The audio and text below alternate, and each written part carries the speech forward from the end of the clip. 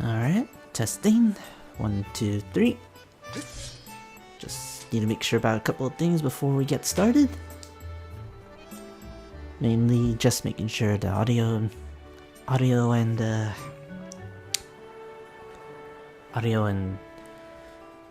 commentary are actually coming in just fine. Visuals, all that little good stuff. Just give me a couple of seconds before we get started for real. Let me go ahead and do that and just make sure I got some fine-tuned things. So give me just a little second.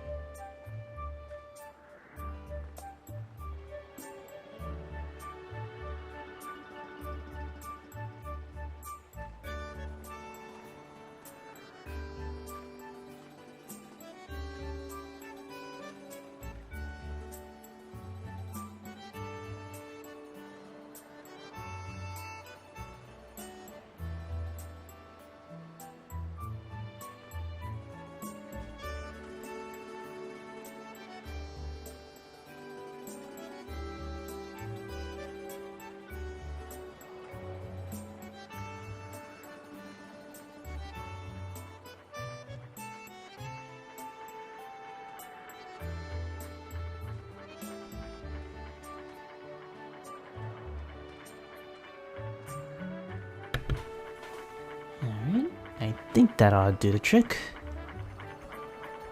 So, everything seems to be coming okay. Alright, so let's start proper. Hey everyone, it's the Hopeful Hero, and welcome back to Skyward Sword, or my Game Night Adventures session of Skyward Sword. In the last session, we managed to activate the secrets of the light tower. And as you can tell by the little beam, it is pointing off to a new island somewhere in that direction. But before we even think about going there, we got quite a bit of things we can do actually before we head off to Skyloft.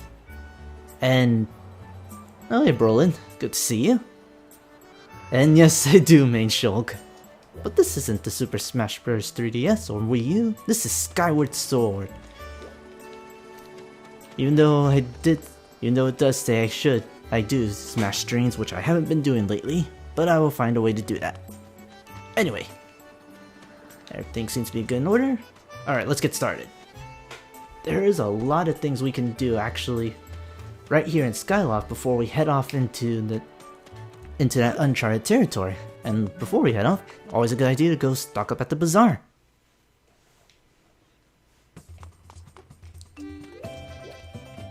Now, oh, actually, hold on a sec. Do you still say the same thing we talked earlier? Ah, yes you do. You give a little insight as to what we're gonna do next, or one of our side quests. Just keep that in mind for now. But after finishing the stuff at the light tower, you go right around here. Our little fortune teller friend has something to tell us.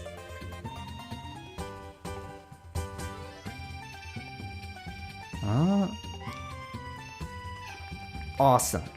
Now in addition to hints and other things, he can also tell you about where to find certain treasures. All the little things that we found recently. If you've been playing along and following as a guide, you should have a roughly the same amount as I do, or maybe even better, because I know you could get on a better larvae than I did. That's okay. No, that's okay, don't worry about it. You can always come back later. Later, Brolin. Anyway, all the goodies that I find, he'll usually point you in the right direction. Like, Eldenor, he'll tell you can find that in the volcano, goddess plumes are usually treasure chest reserved, and some of the stuff are from enemies that you drop. I'll go into more details about the treasures in a bit, but what I'm mainly after is this.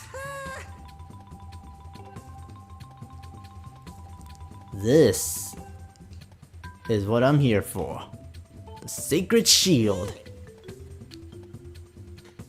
Oh, hi David Dixon. welcome to the stream. Good to see ya. This little shield right here is always my go-to shield in almost every playthrough of Skyward Sword. Does everything the other two shields done, but ouch! That is way more than I remember it being. But it is definitely a worthwhile investment for what it does.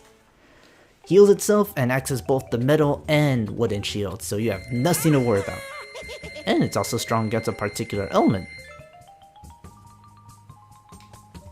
And I kinda just realized Link's bobbing his head up and down to follow the shopkeeper. So that's always been an interesting note. But I was gonna say there's more things we could buy, but apparently that shield just costs way too much. Anyway, before we head off, go ahead and store some stuff and... Noted, Beatrice. I forgot we got that point too. As much as I play this game, there are some things I keep forgetting about it. Won't be needing this shield anymore, and I won't be needing this bottle anymore. I usually hold on to just like 2 bottles now that I think about it, and save up the other slots for my gadgets. Which we still can't upgrade because I don't have the items or the money now. Oh well, but I'm sure we can remedy that as we go outside. Anyway, like I keep mentioning earlier, and as I keep forgetting to... There's still some things we can do in Skyloft just before we head off, even though I said that in the last stream. Actually, I see Bug. Ah. I saw Bug. There you are. Get your free bug right here. There's always a Sky Stag Beetle on the wall near the Knight Academy, so you can always pick one of those up later on. But our next side quest is also involving the Knight Academy, so we need to go there too. Alright, get that there. Oops, didn't mean to parkour for a sec.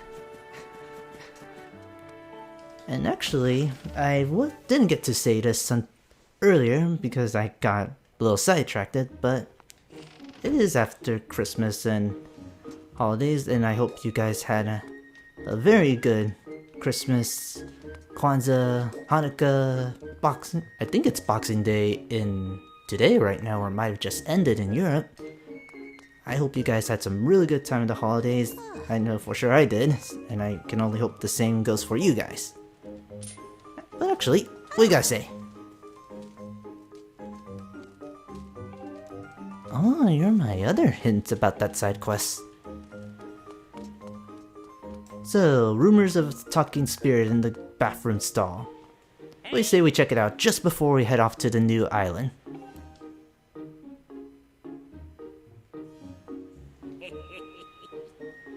Also, you're a total jerk, Cawlin. More than I actually remember.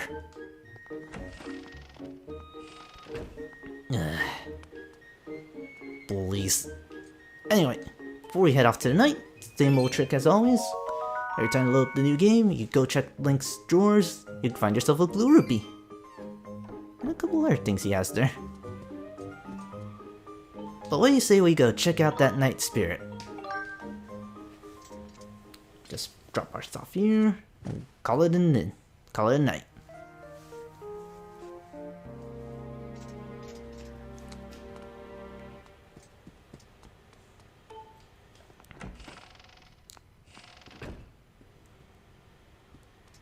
Now I believe the restroom's actually pretty nearby, so...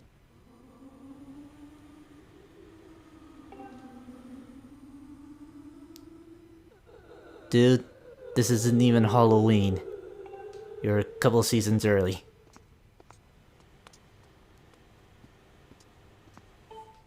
I actually forgot this was the restroom for a second.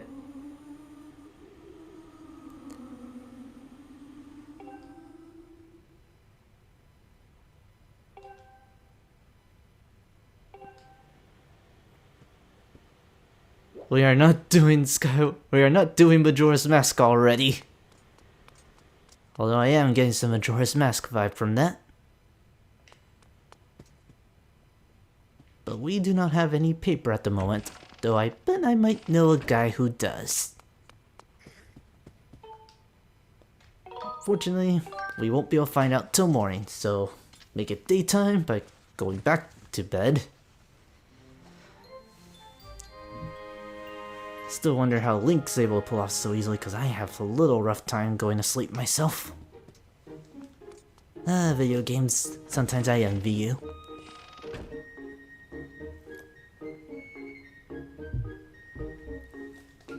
Alright, let's see here. Oh, actually you do start the side quests. And you can start doing the side quests right after you finish the lighthouse, so that's pretty much the prerequisite to getting started with it. But if we talk to Cawlin,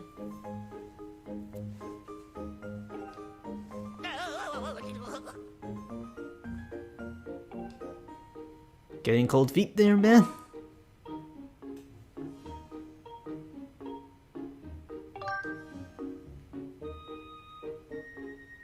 I'll listen.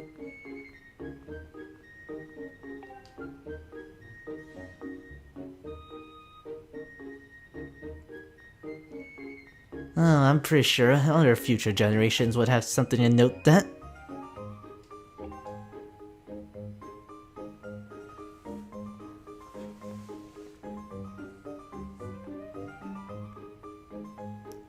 Or, you know, I could just give it to the spirit in the bathroom.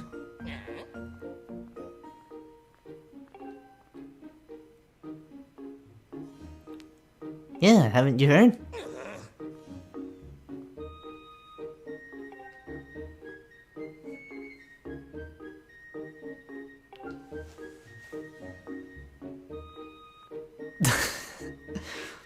You know, I'm actually very tempted to now.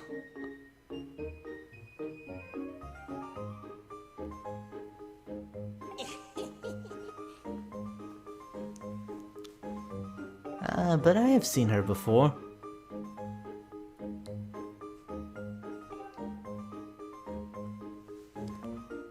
But, as you can probably guess,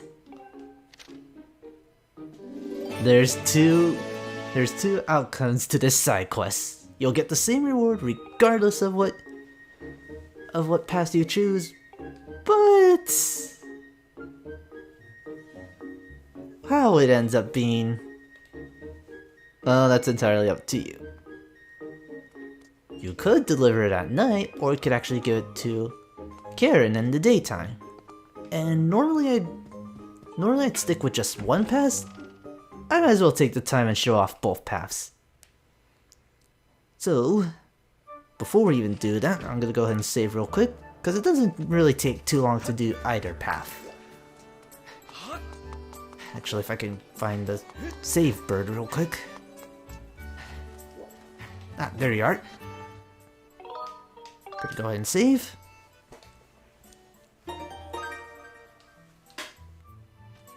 But now I'm wondering what path to do first. Cawlin said I shouldn't give it to the spirit of in the restroom. But it's a little too tempting not to. Not at least once, anyway.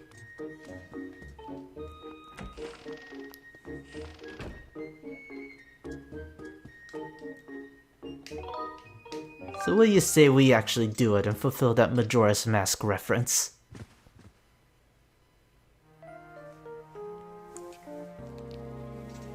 Jeez, not even a minute in and we're already just controlling the day and night cycle like it's nothing. Anyway, I believe the restroom is... Ah, there you are. So you sneak in.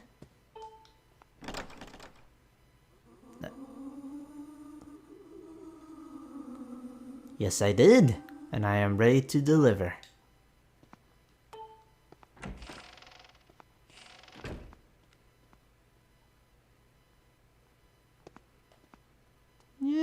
It's about what I expect, and...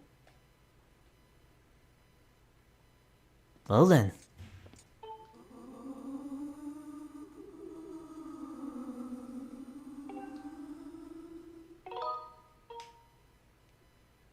Yeah, sure, here you go.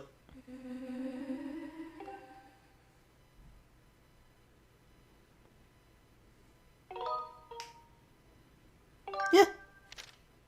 Besides, Crawlin's a jerk anyway.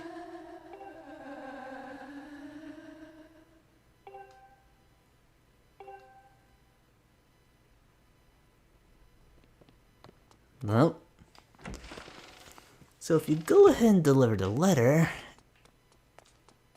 and wait till daybreak, let's go ahead and deliver the bad news to Cawlin.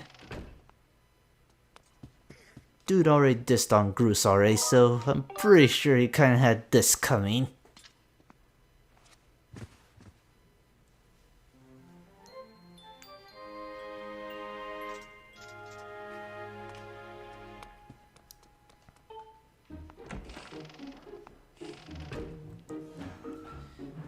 Man, Cawlin, you wouldn't believe what I had to tell you right now about that ghost in the bathroom. So I'm gonna tell you anyway. Actually... Uh-huh.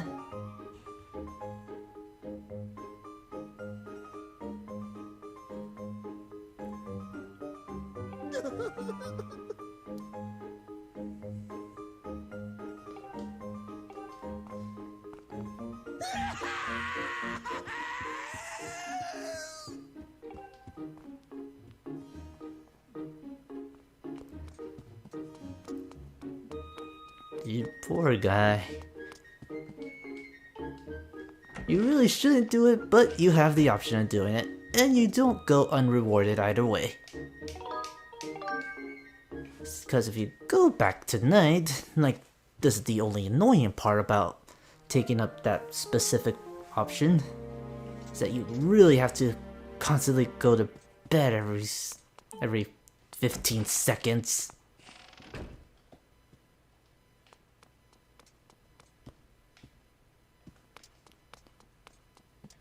But now, go check it out, and... Oh, wow. You are not here.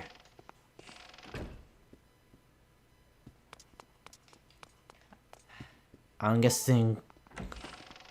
Cawlin decided to take over Groose's...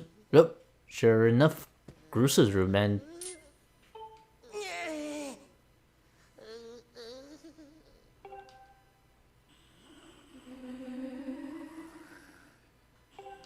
Well, this is an interesting scene.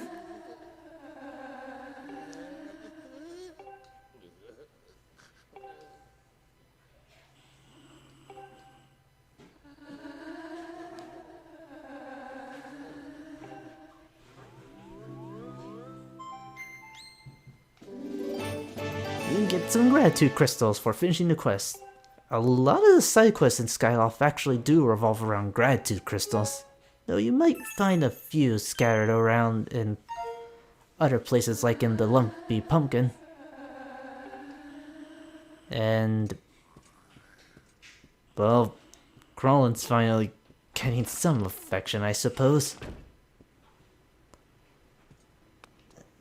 Oh, am I kidding? I kinda feel like a jerk doing that.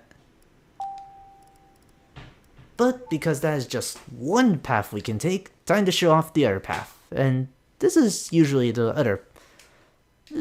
my go-to choice when it comes to this side quest.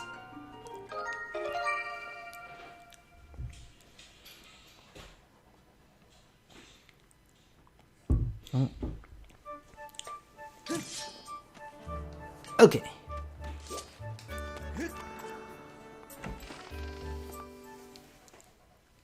Alright.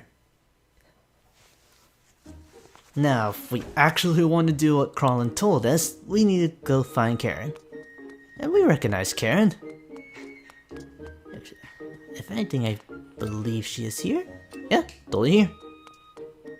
You're still here in the classroom, I guess?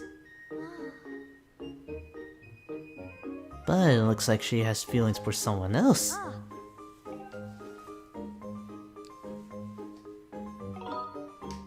Give the letter.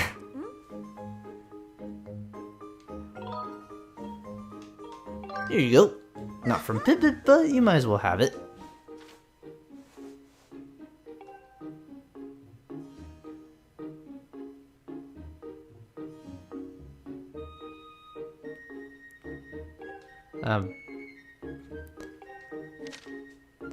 I'm pretty sure no one has worse penmanship than I do.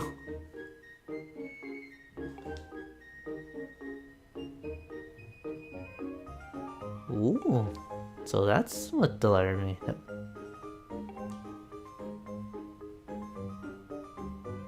Yeah, blue, short guy, kind of a jerk.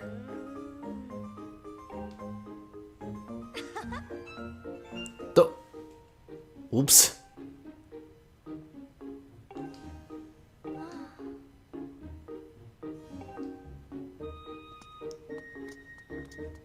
Well, we can easily tell him, playing a little bit of matchmaker apparently. Well, it's a bit of a different take considering that Link usually gets on the girls in almost every Zelda game. Anyway. Pipit. Yo. Man-to-man talk right here. I see you are interested in her.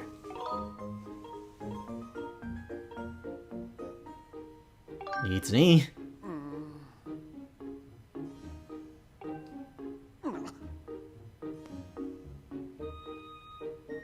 Are you sure?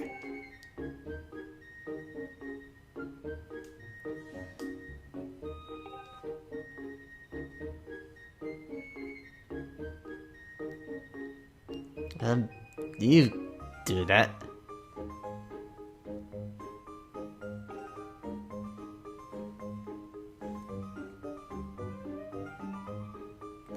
Not sure I agreed about that one. Yeah.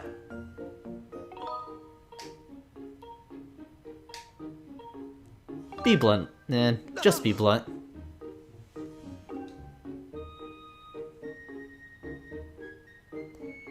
Not much of an accusation based on the way you're acting.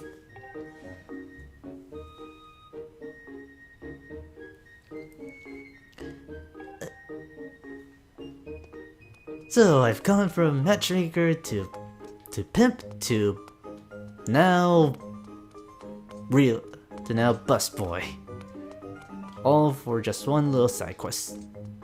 But oh wow, Cawlin actually moved fast.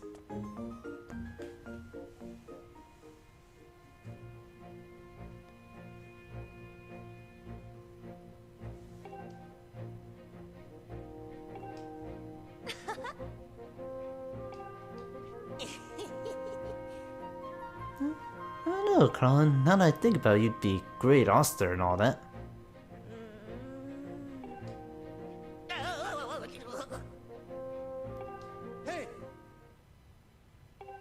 Oh.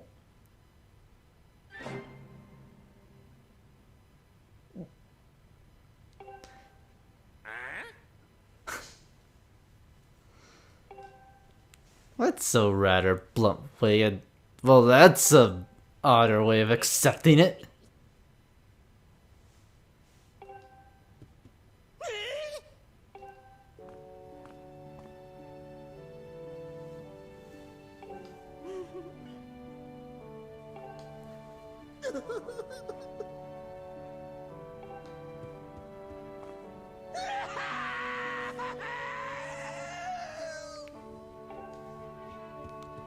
Well, no matter which route you choose, you always end up getting...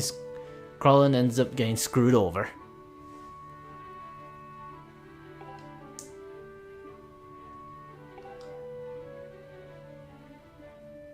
Or I could have given it to the bathroom spirit. That could have worked too. This, on the other hand, works plenty. You'll always get the gratitude crystal, Cawlin will always get screwed over, well, If you give it to the bathroom spirit, he will receive the love he wanted, just probably not in the way he expected. But going this route gives Pipit makes for a happy couple, even with a crushing heart, I suppose. What you gotta say?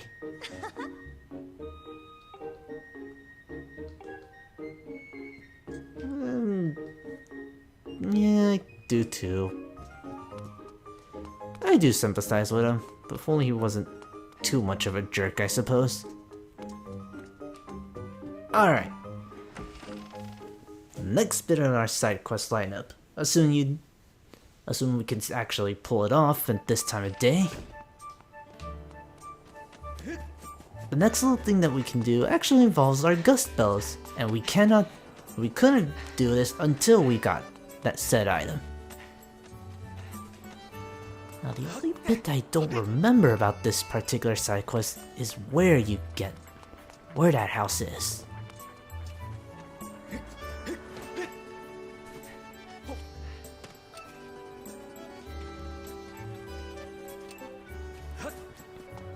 I know it's on, like, this side, I just don't remember. Oh, actually, are you? Oh, actually, yeah, this is it. What you guys say?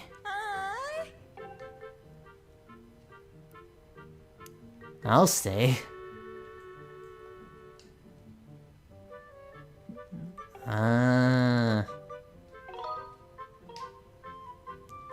Sure, why not?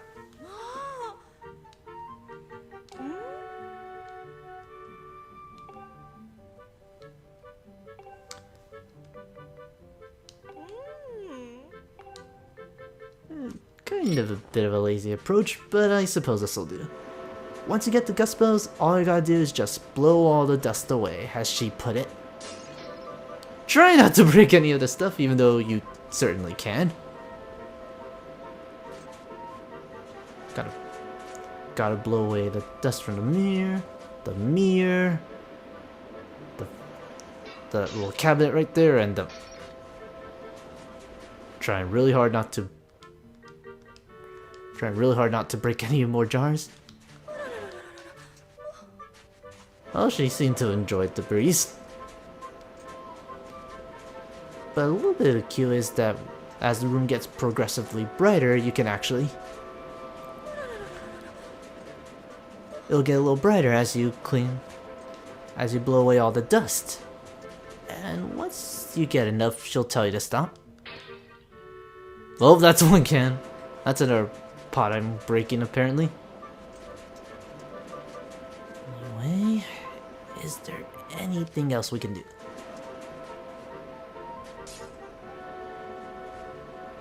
Alright, that's that. Oh, the windows. Gotta make sure I get those.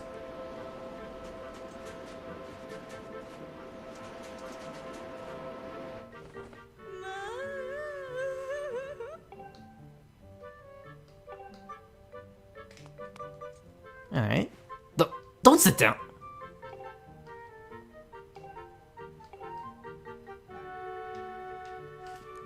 I don't even know how hard it is. Anyway, talk to her.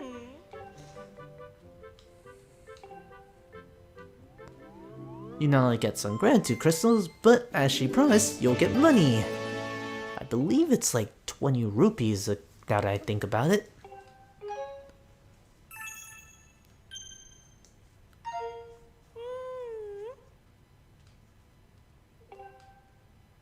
Huh, sweet. 20 rupees is always good to have, especially after blowing all that 500. And as she pretty much put it, she'll always pay us if you're in need of money.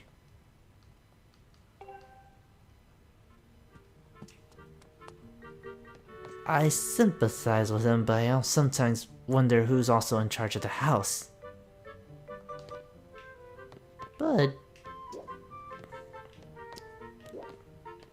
we can also apparently steal Pipit's bed. Not sure if he would really enjoy that. But it's also interesting to see how different or polarizing these two are from each other.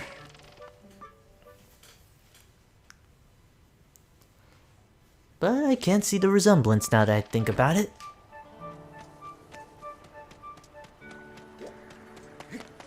Alright, one last thing before we take off. Now that we've collected quite a bit of... Oh. Oops.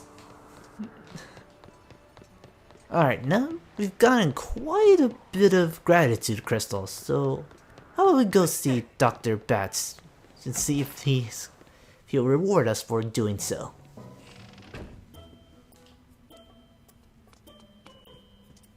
What you gotta say?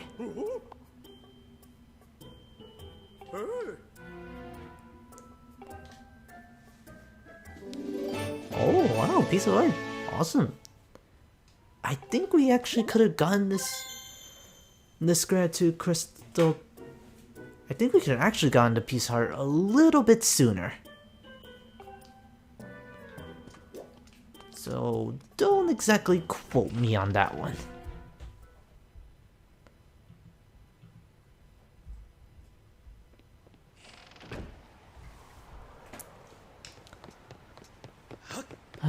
But now that we've finally gotten all our little bits of gear, got some gratitude crystals, got some money, got a better shield, I think it's high time that we finally made progress onto the plot and go straight to that new island. And there it is.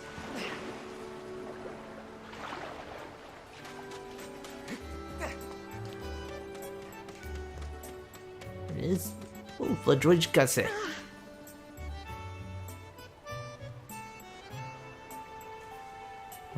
Good to hear. We'll check on him later. But no more fooling around. Let's go off to that new Thunderhead.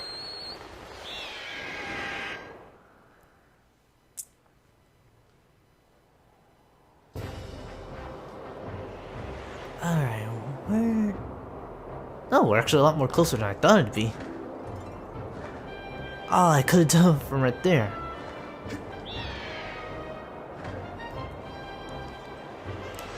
But anyway, going on to the Thunderhead, this actually kind of marks where I can understand people thinking Skyward Sword gets repetitive. Because a little bit of a spoiler warning, we're not entirely done with the 3 locations that we visited before the session. We'll be seeing them again soon enough. Also, going inside the Thunderhead, or go inside like Thunderhead, always kind of felt oh man, I forgot we have new enemies. These little guys are a bit more stubborn than the Octorok or Bokuben counterparts we saw earlier, and we can't really defend ourselves very well at the moment, so you're just gonna have to let them go as you fly towards the center.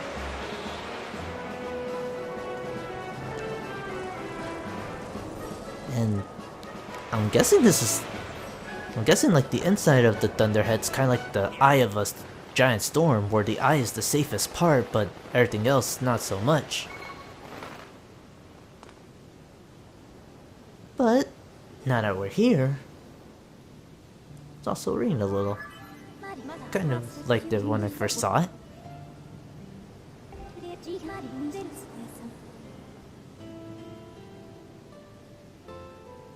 Oh, not quite the present I'd exactly expect. But as you can no doubt guess, we have a bit of a puzzle to work on. What do you have to say? To complete the bread. Alright, got a bit of a puzzle, and I believe we have to move here.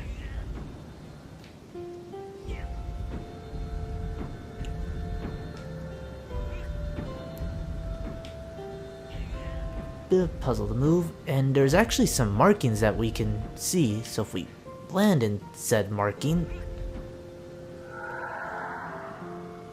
or we build the puzzle right there,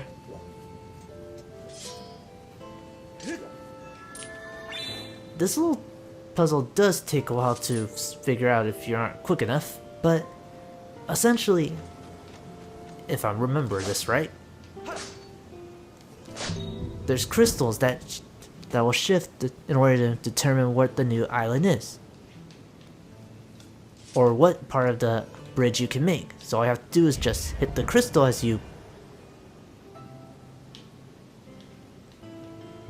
Oh, I get it.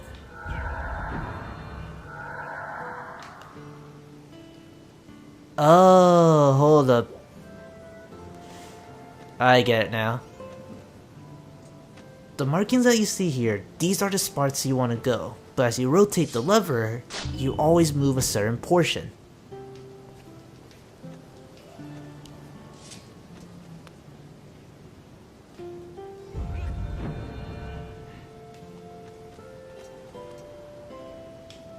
I believe like there can be a trick where you can move all the parts into one location so you don't have to worry about the rest.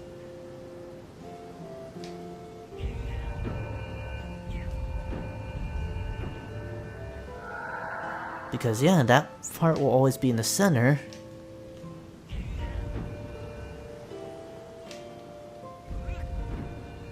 And this will match that time.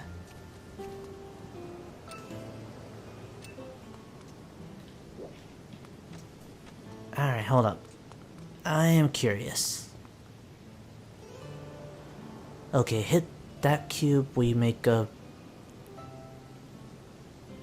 We have two right there. One of these switches will cause the other grooves to activate. And if I do it right... Okay, quick refresher, what did the left one do? Okay, I can push that much.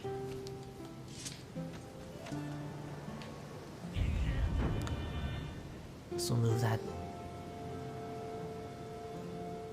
Ah, I see.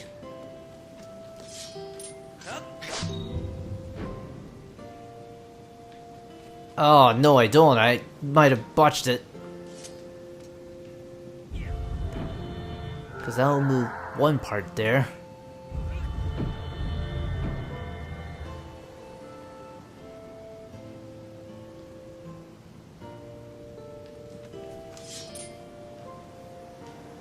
Okay, left part should stop that for a couple of seconds.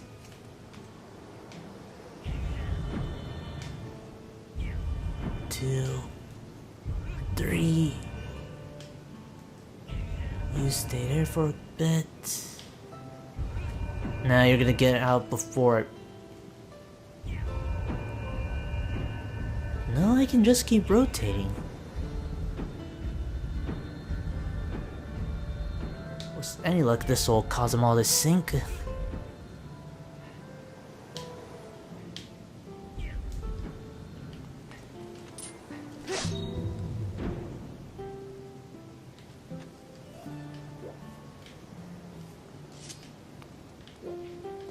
And if that's the case, move you there.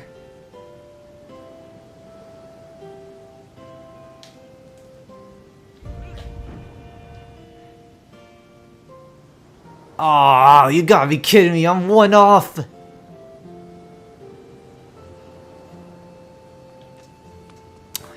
Alright. Alright, let me check. I am one off. You won't stop until there.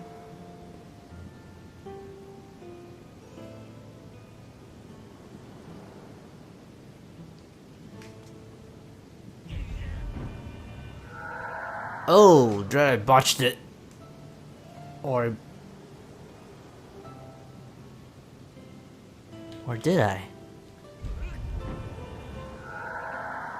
3.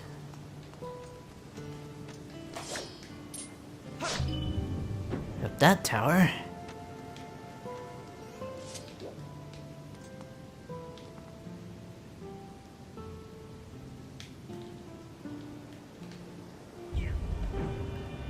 This...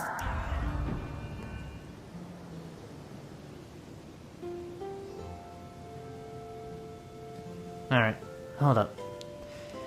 They're equal right now, though the outermost ring's gonna finally always be one step behind. And if I activate the inner ring now, I'll stop it in place.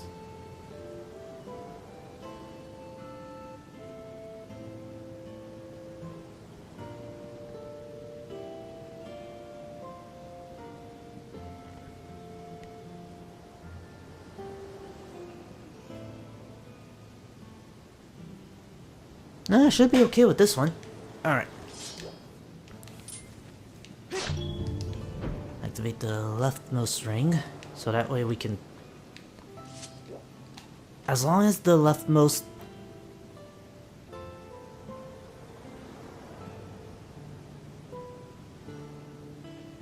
Oh no, hold up. Because if I hit this, then that tower goes away. And the right one only affects that one. So, left there, move a couple of slots. Left move until then I get stuck there. Hit the center now.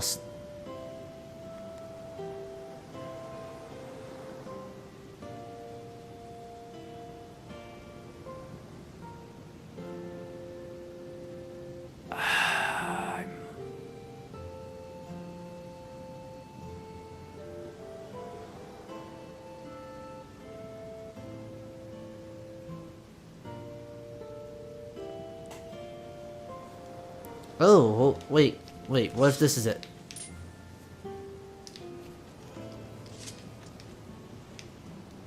No, I may have botched it already.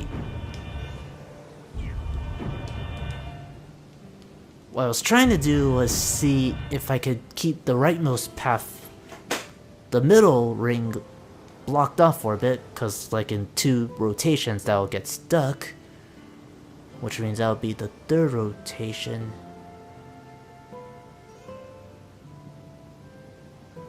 If I have the middle path blocked, then...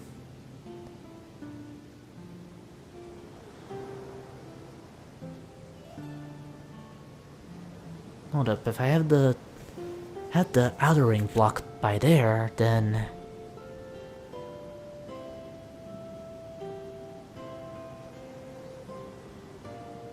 Okay, and within 3 rotations I can move it right there, block the outer ring there, because the middle will be closer.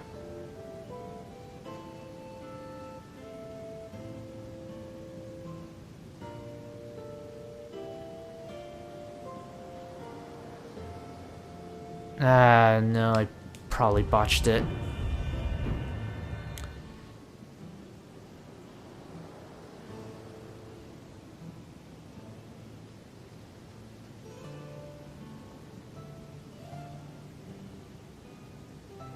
Or did I?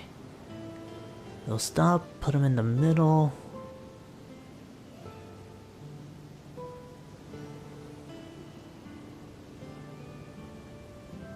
Oh, I see.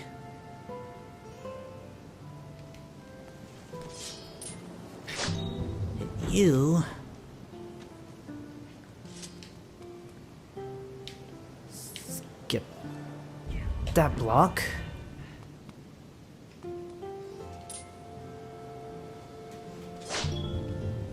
You get stuck there for a bit.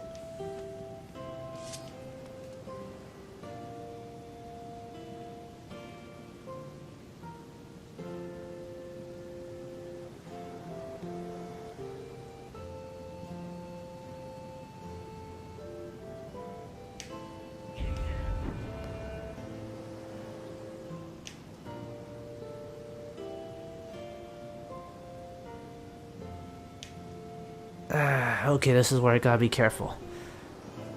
Almost there. In two rotations, the inner will be done.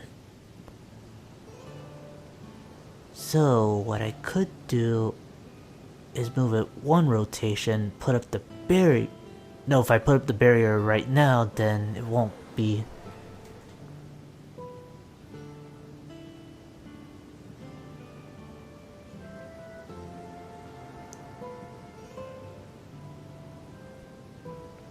Hang on. Alright, if I move the inner barrier and block it,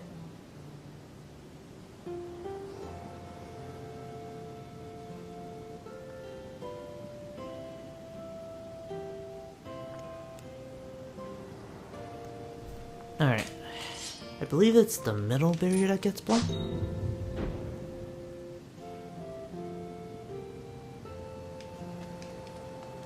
Because if I do move that, then within two rotations it will get stuck, but so will that one. Unfortunately, they're both tied to each other, so I can't block that one.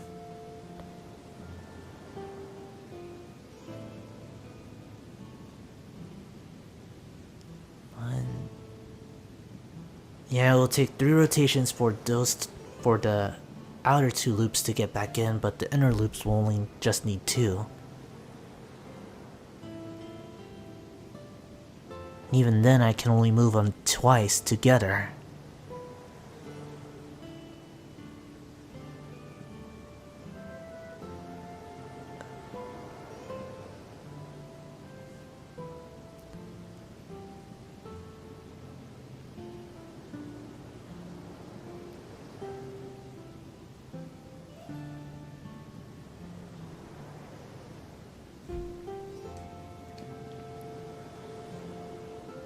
Move that barrier, stop it right there.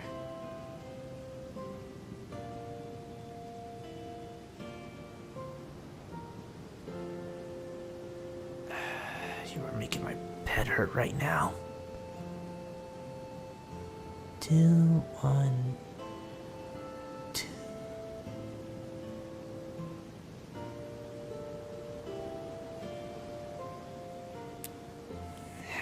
Drat. 2, 1, 2, 3, 1, 2, 3. Alright.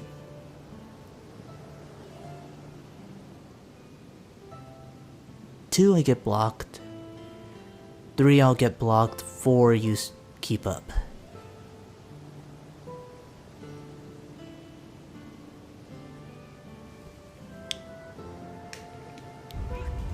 Which means...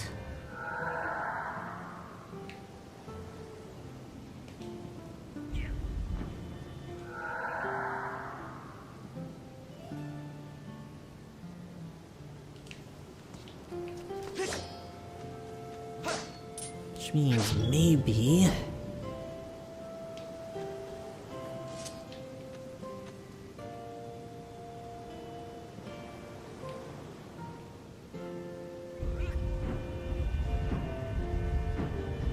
Farore.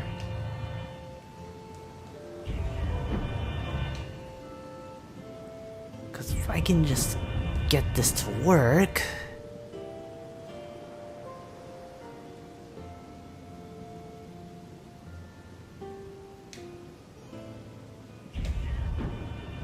Okay.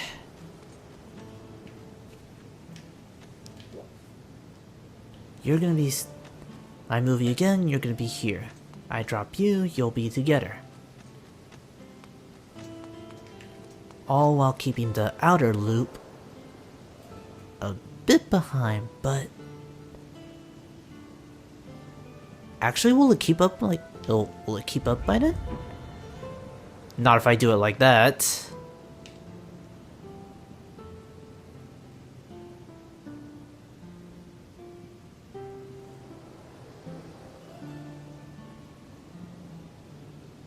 Because now it's going to keep going till they all get stuck.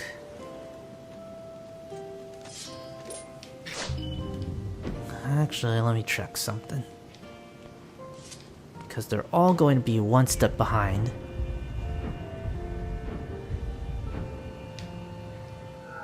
Which would mean... Oh, actually, that works perfectly. I just have to make sure I switch off the barriers when appropriate. And we're golden. Link, why aren't you grabbing? Sorry if I haven't been able to give much advice on how to solve it, because this one actually stumped me for a bit. But the overall idea is to get them all together, which, looking back on the puzzle, you could very easily do if you take advantage of this barrier right here.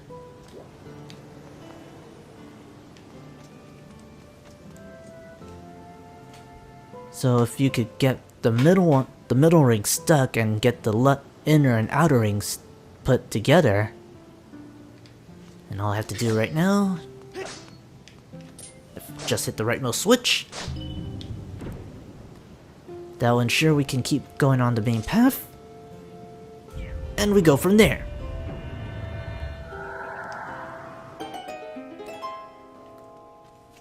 Beautiful. Kind of a good brain teaser now that I think about it. Anyway, with the path open, let us carry on and head into our new path. I don't think you ever have to solve that puzzle again, so don't feel too bad about it. Now that we're inside, hit up this sword and we find ourselves in a similar situation with the tablets.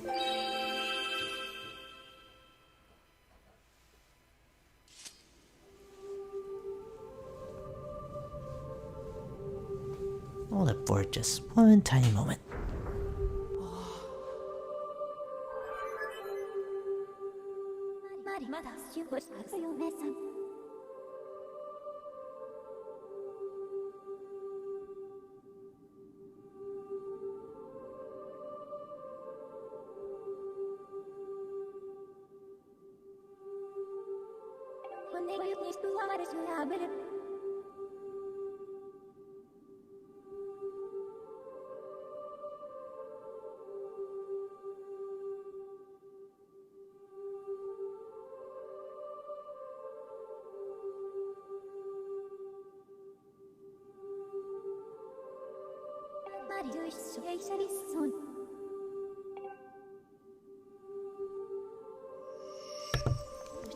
A bit of a download there, don't you think, V?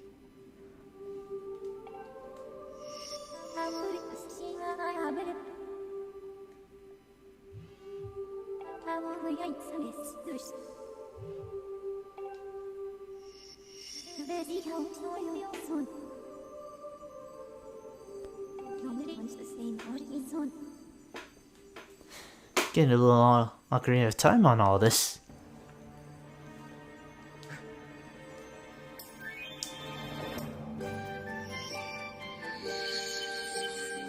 But I do like this little interpretive dance, I suppose.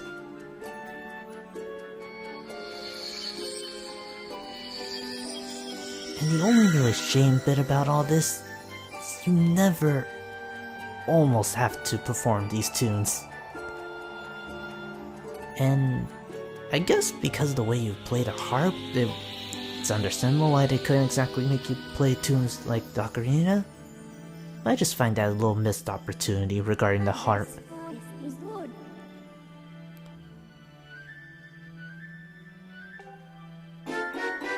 But we have a familiar name,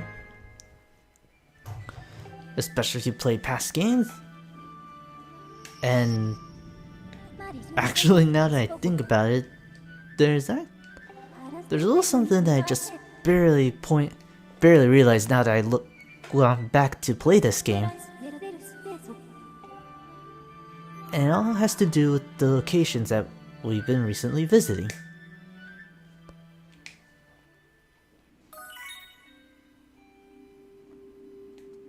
Also, we have a little bit of a dowsing application in order to point out where we need to go, which in this case would be the Faron Woods once again. But also, Like, take a moment to realize this, especially if you've played previous entries before in the Zelda games. Like, if you look, pay attention to the name of the locations, like Faron Woods, Elden, Lanariu. You might find yourself with a noticeable pattern, especially if correlating to a certain thing, and I don't think I can jump off here. Oh, one way to find out. Oh, okay, I totally can jump off here. Getting a little concerned for a sec there. But on the way down, you might see a rainbow. And if you dive down there, there's nothing really much for hearts right there, but it will get a use later on, I feel. But for now, there's not much we can do, and all we can do at the moment is just head on to the Faron Woods. No new side quests, no new stuff. Actually, there is one thing we can do, but I'm gonna hold off on that side quest till later. Because, truth be told, once you get the harp, there's a number of things that you can do and a couple other mini-games. But I feel that if I went to go right after them right away, it probably wouldn't be as focused, and I'd just be scampering around all over the place, not making proper use of my time. So I'll cover them as we go along to each new territory throughout the game. As we get there closer, I don't think that lamp will ever shut itself off, so you're always gonna have to see that ray. Kinda makes you wonder what goes on in the minds of the Skyloft citizens. Just knowing that every time Link comes back, something apparently happens to their home. I'm surprised they haven't kind of wondered, like, is Link a bad omen or something? I think too much on that. But now that we're in the Faron Woods, we need to go find that new flame, and probably find that new gift we can work with. And for ease of travel, let us land on the viewing platform just to get some more insight on what we can do here.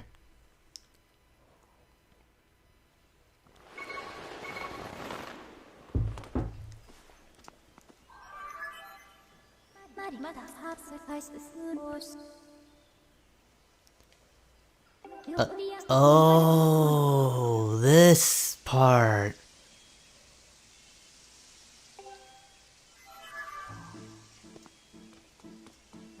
This part of the game. Now I remember what we're exactly doing. This part is I already loving, right? Oh, hey, new Bokobens. Oh. These guys are still Bokobens all the same. Still go down to a slingshot, spin attack, and fatal blow. They're just a tiny bit stronger. But anyway, the locations of where we need to go are usually pointed out by these butterflies here. And if you pull out your hunt, play this drum,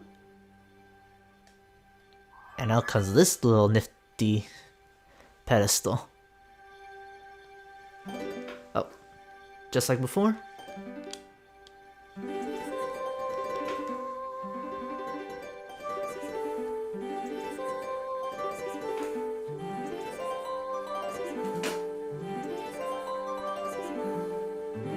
My strum, back and forth. Thought I was out of sync there, but oh well.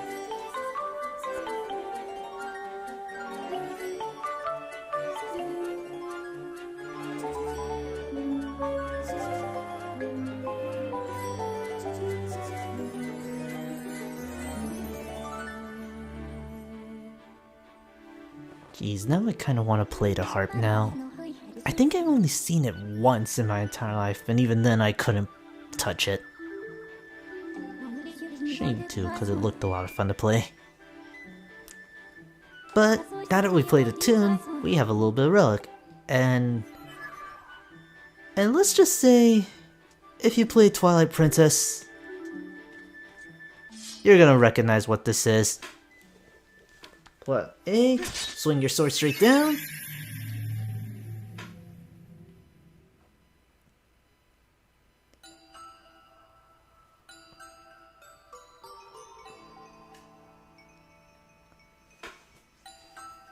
And welcome to an oh so familiar element that may or may have not annoyed people in Twilight Princess.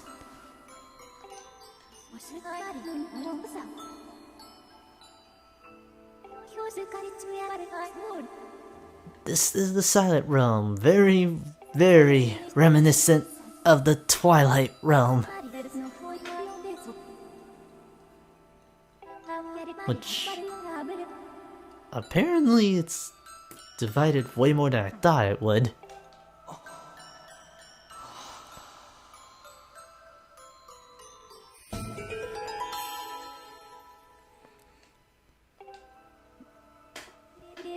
Hold on to that thing and know that this thing and that thing as if your life depends on it.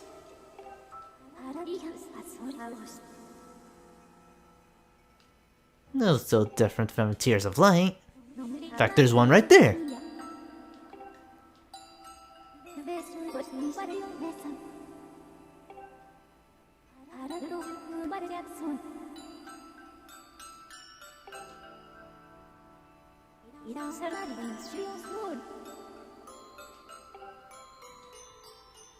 Oh, it's... Alright, these guys. It's a mix of both Twilight Princess and, oddly enough, Phantom Hourglass.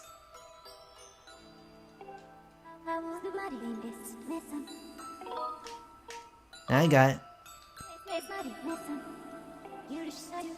Because, if I remember correctly in Phantom Hourglass, if you got hit by the Guardians, you lost out time on the Hourglass, which you used in order to avoid a curse, which would suck up all your life. But anyway, once you step out, the trial begins and these Guardians come out to get you. But a single tear is all you need to get a bit more time to explore. And for a minute and a half, that's not bad.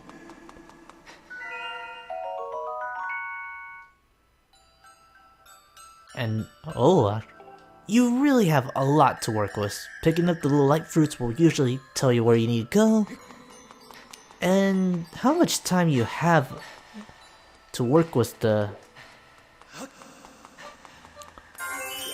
How much time you have until the enemies start to move is pretty much... It's pretty much dependent on that little flower right there. Once all the petals go away, the enemies will start to move. There's still things that are out to get you though, like those Poes right there. So all you need to do is just stay out of light, pretend this is a Metal Gear game, and you'll do fine.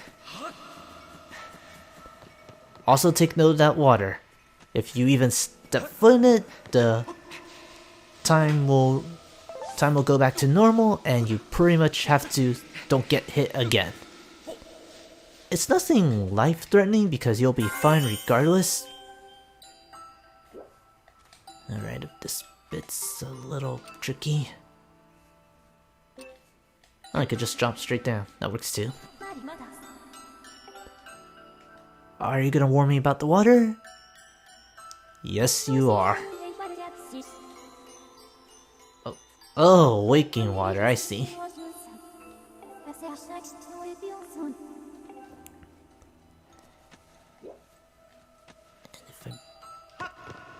Like any other approach, you can just run into the water. But there's also something you should know. There are certain treasures you can only get in the Silent Realm. And as soon as we find one, I'll go into depth. So even though you're out for looking for these Tears of Light, you wanna keep an eye out for a specific item that you can only get here. Because if you don't get these items now, they're gonna be very annoying to deal with or to get later on. I believe there's one right here. They're almost like the ancient flowers in that regard, only more jerkish if you complete. Ooh, actually I found one already. These, the Dusk Relic. Much like the description says, you can only get these in the Silent Realms. So keep an eye out for these as much as you can. And there's one over there, so I don't have to worry about the light fruit. Oh man, not this again. Alright, the last time I had to type rope something, it ended pretty bad. So as long as I go careful, we should be fine.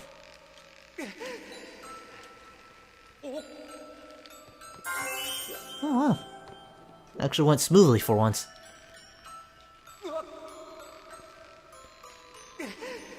Oh, hold up. Go nice and slow, just keep an eye out for them. I make it sound all bad, but it's, oddly enough, pretty tame-ish, all things considered. It's only when you're trying to go after Dusk Relics and other things at the same time that they become pretty tedious. I think you can get like 3, maybe 4 if you know the locations of everything, so definitely take some time to explore. And oh, be careful of that Poe. It's probably very close to looking like a Poe. You have a bunch of light fruit to help you find them, so you don't ever have to worry about being lost and all that.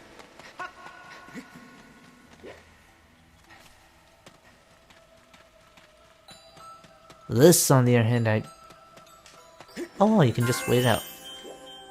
Just wait it out here, wait for the waking water to go away, and you should be good. Last 2 fruits aren't that bad, we got plenty of light fruit to help us find it.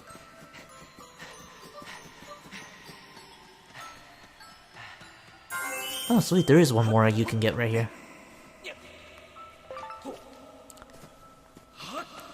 I'm guessing they did want you to explore a bit. I'm trying to remember if there's one particular Silent Realm that is evil. Because I know for a fact this one's pretty tame. Alright, last one's over there. I don't have to worry about the waking water. Almost got caught. Again, just to reiterate, if you get caught by the searchlight, you pretty much lose out on the Poe. Or the guards will be alert and you pretty much have to book it.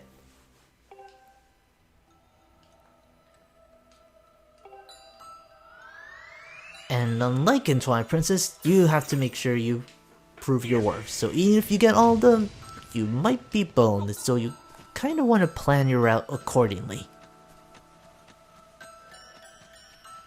But with all that said, just drop back here, and very simple, if a little tedious. Though, not really.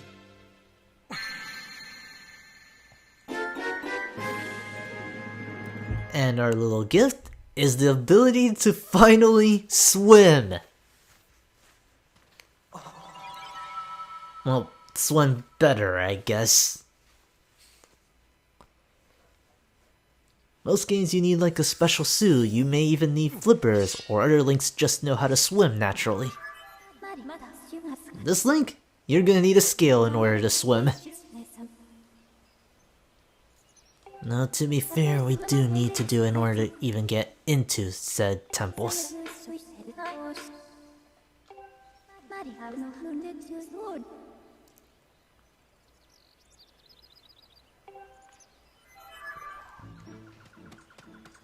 And while they do try to justify the reason why you come back here, it could be tedious to some, and that did kind of bother me the wrong way.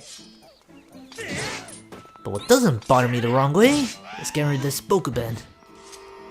Even though I don't get any of the rewards from it. Oh, actually, hello. What you got?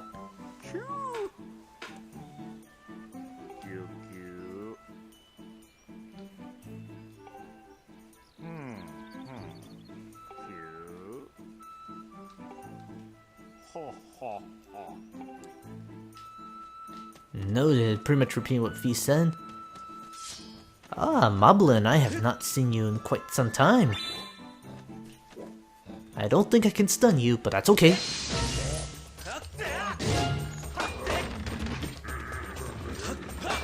You can cut that stuff. I don't think you can pierce the shield. If you cut all the shield, he'll go on a frenzy. And you can just slash repeatedly. Parry the shots. He's very durable though, and he can crush you a little. It won't hurt you, but it does get a little bothersome.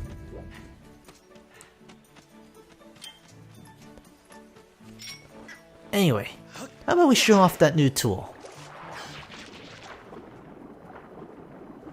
You swim and you move around the Wiimote, and if you shake the nunchuck, you'll actually get to do a little spin maneuver. Your spin's the only means of defense while you're...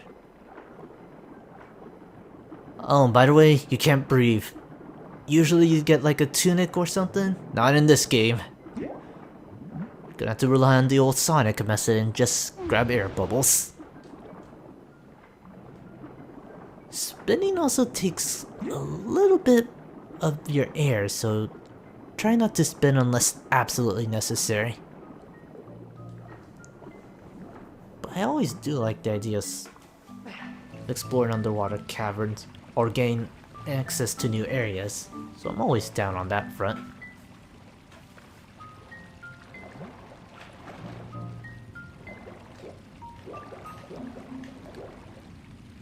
And now that we finally are inside the tree, we have a new area, and for some reason Link didn't want to climb the steps right here. Alright, we'll go around to appease the warrior.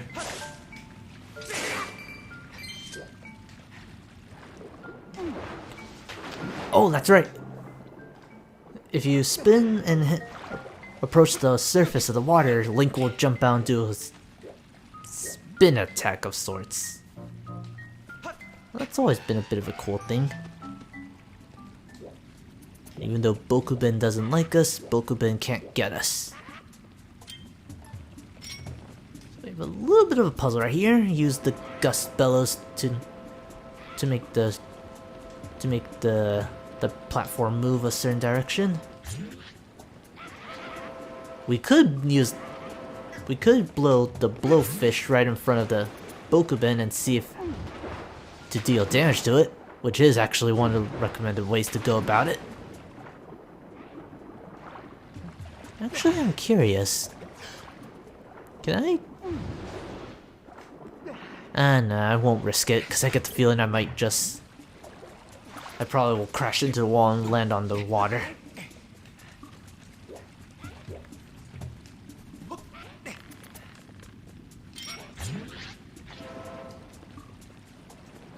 No, not quite the way I wanted. Oh!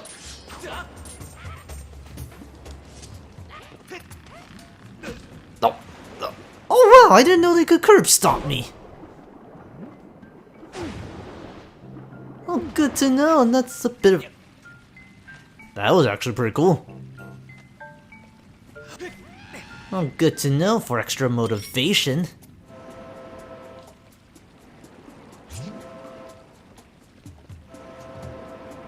Moving it back.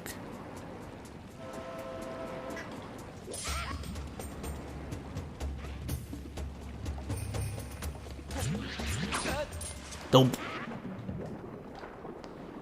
Alright, it's been a while since I've done this.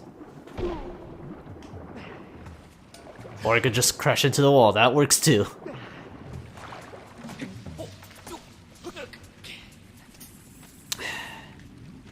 I so want to do the stun. Alright, One bit at a time, Link. Just move the platform so I can get close enough to the Bokuben.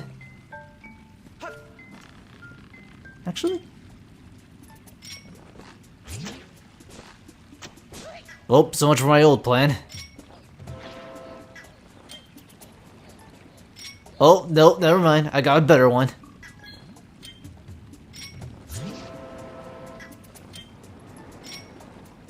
Hey, Bokuben.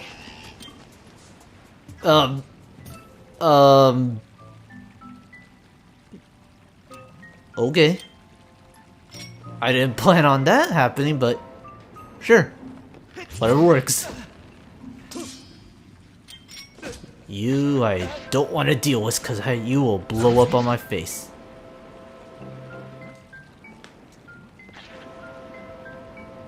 Right. Back. Link, not now. Don't fall off. Not after what we just did.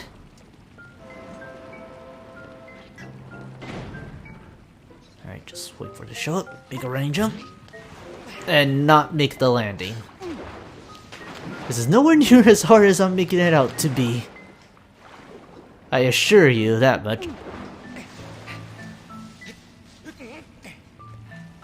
I just don't really have much luck when it comes to this.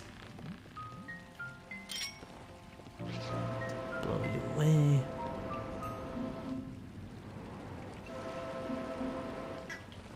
Just 2 simple steps.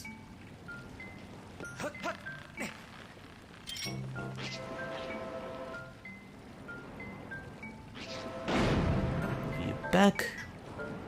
Alright, you should go. Just blow twice and you'll get your way out.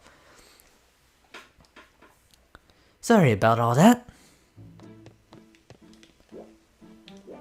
Now we're on a new part of the Faron Woods. And wow, did I really lose all that much health? I am kind of ashamed that I see Bluebird. If I can get Bluebird, all is forgiven.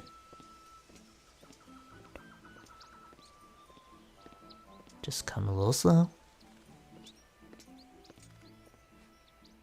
Darn it, Bluebird, don't.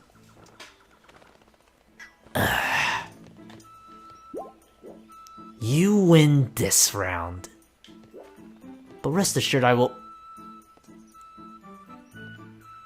Okay, fine. Be like that, birds.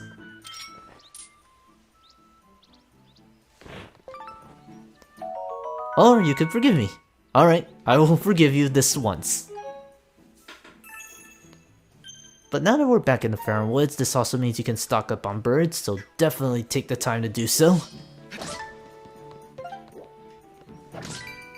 And make sure you take some time to stock up on Deku Nuts, because I love, but...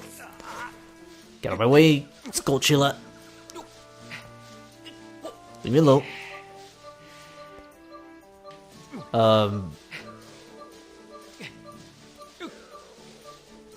Okay, good, I see Bland.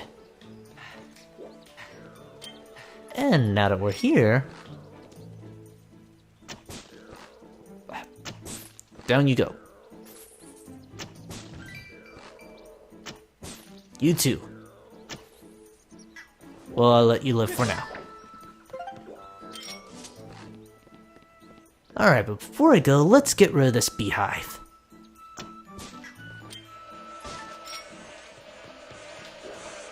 Just go, try to look around, catch for bees. I can't catch bees apparently. And unfortunately that also means I'm gonna miss out on that larva.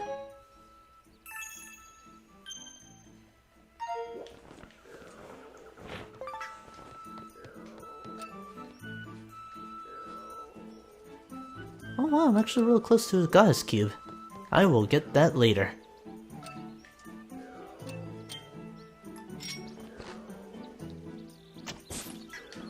Alright. All those little tarantulas are out of the way. Let us move on.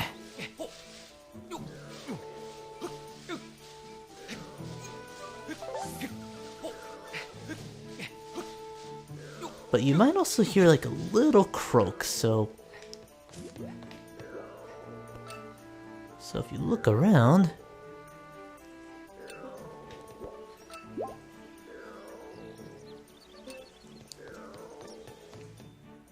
So keep that in mind as we climb up this tree.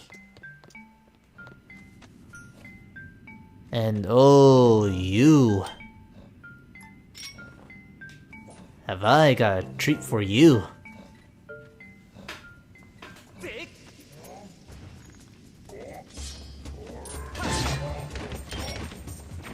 Here you go.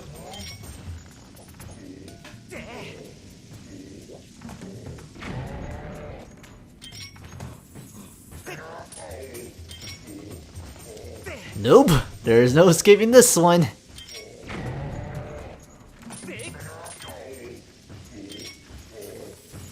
Nope.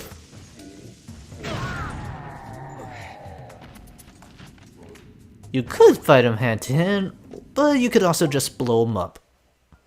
And that's why I like having multiple options.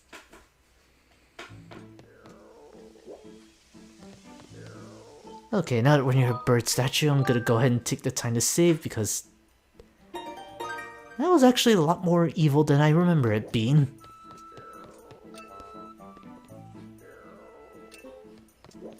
Now that we're climbing ever so high, you have a monster horn. I want to deal with you. So let's get rid of you. Nope, nope, other guy. Fine.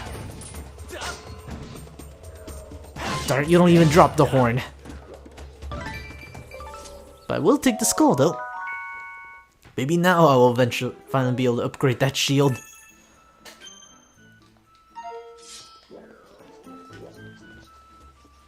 Anyway, bunch of keys right here.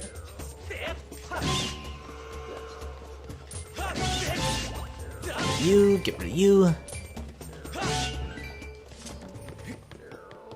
The keys also tend to drop the monster claws, so if anything, they're your best bet at getting it.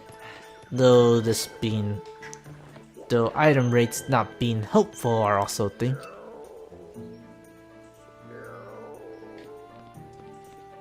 Ooh, you are my hint.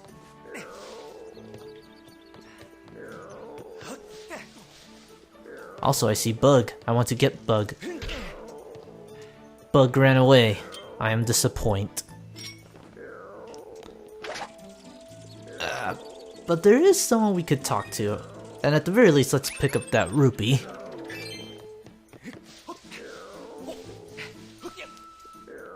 So, climb up here. Link, you should be able to turn around.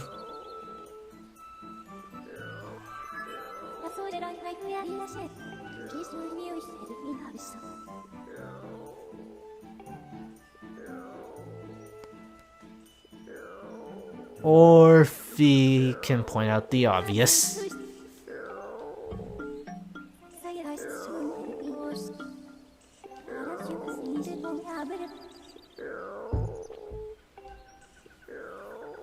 Oh, hey Blue Gearix. Welcome back. How's it going?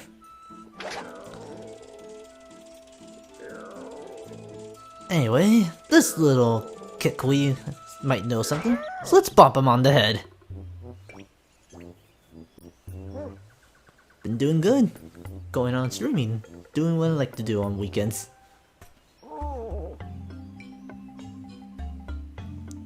Huh, so I'm not the first you've seen.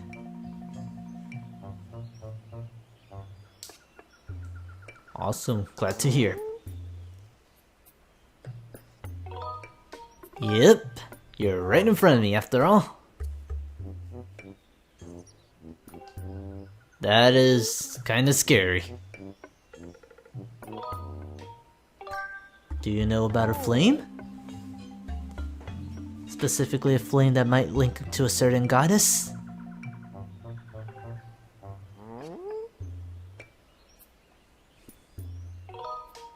Sure. Dude, I can't talk, so I'm... No, actually, no, I lied. We disproved that theory, so we can talk. Link's just very selective of who he talks.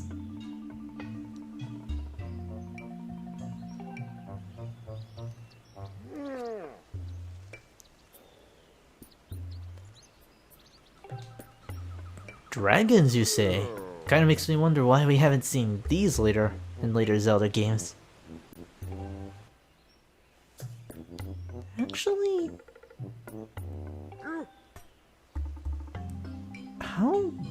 hasn't Link fought dragons outside in Zelda games?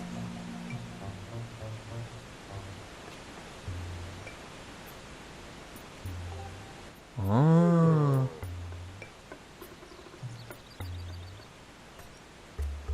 Well, that's nice.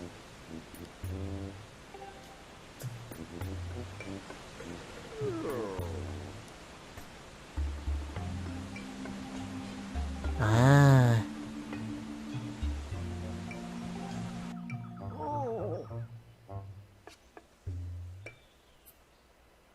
Somewhere in these woods there's a certain symbol, and... Oh yeah, that's right, the guy at the Temple of the Sky, right? That's where you get the double claw.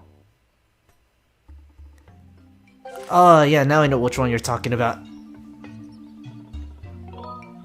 Yep, I might have a good idea of where you need to go.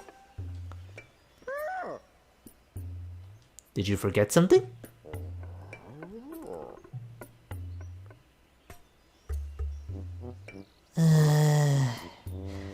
I know way too many people like that, so that's nothing new. Sheesh. Scary.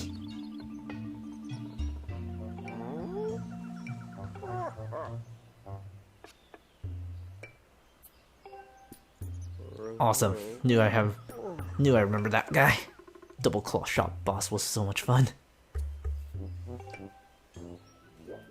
Well, good luck to you too. But now we have a good idea where you be, and I whiffed it. Soon, Goddess Cube. Soon. But I guess I'll settle with an Amber Relic.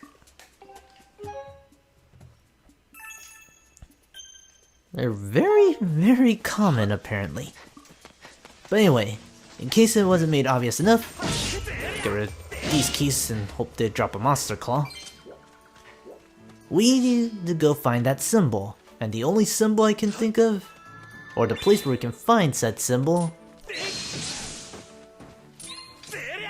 is to go back to a certain area we've been to before. And normally I would try and cut over there, but this isn't a live, but this is not a YouTube recording, so... Oh, I could just grab this bird. Come on, man, I better not be doomed to not get any birds.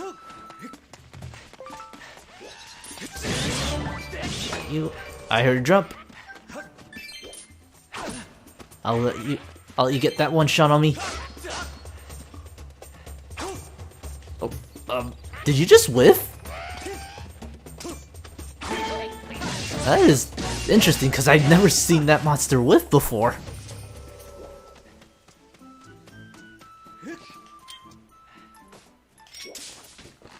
Alright. Stay still. Get rid of you. Alright, I'm kind of a cheap shot.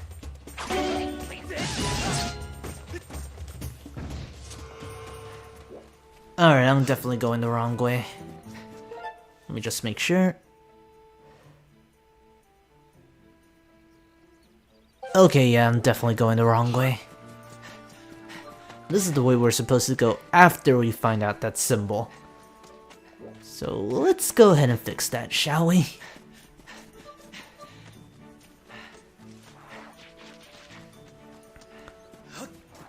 And if you did miss that guy's cube,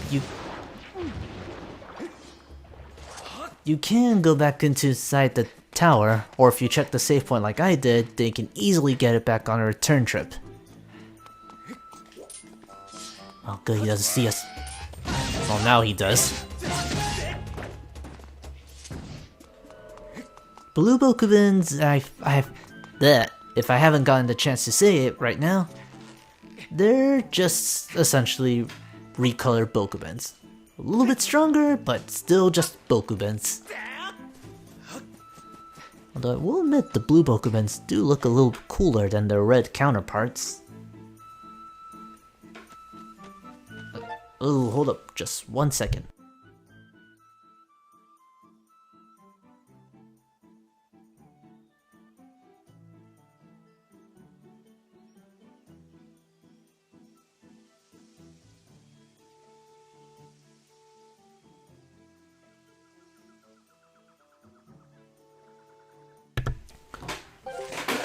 Alright, we're good. Just wanted to make sure the laptop wouldn't die on me. But I do see birds. Alright, come on here, you little guys. Don't scare off the birds, Bokuben! This is your punishment!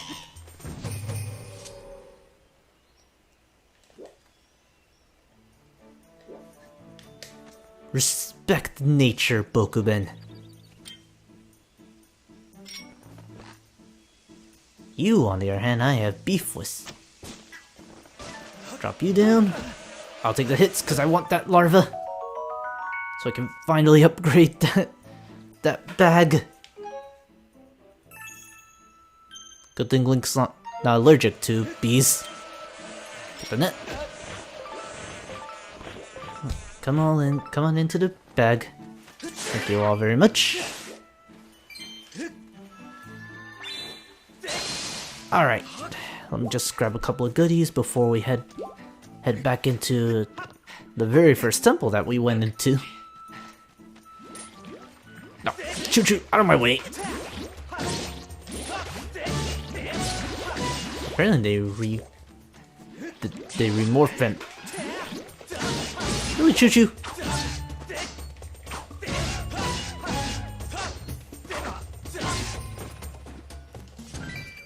Ugh, getting a little finicky sometimes.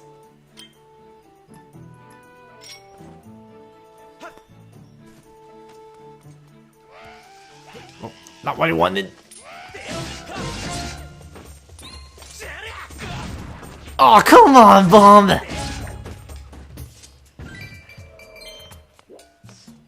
I didn't think that would actually happen, but lo and behold, it can.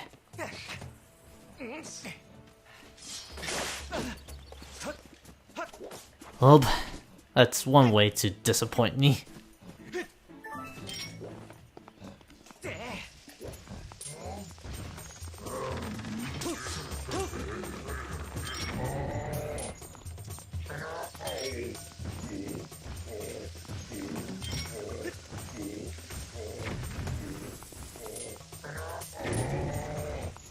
Blow you up. Well, you take way more bombs than I thought you would. I'll give you that much. But anyway, now that we're back at Skyview Temple, let's go find out what that symbol was. With any luck, Girin won't interrupt us this time.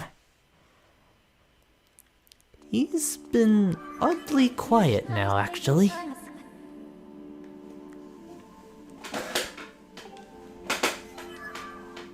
Noted. But as you can probably guess, the temple's been slightly revamped a bit.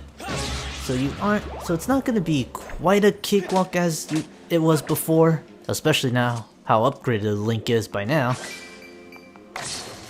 But really and truly, it should be a little faster. And oh, this is... I forgot about this. Have the symbol ready. Oh, wait. Hold up. I just might... I see the butterflies scattered around. I said when the... Have the butterflies scattered around, you play the harp and... Hey, Magma. You can say that.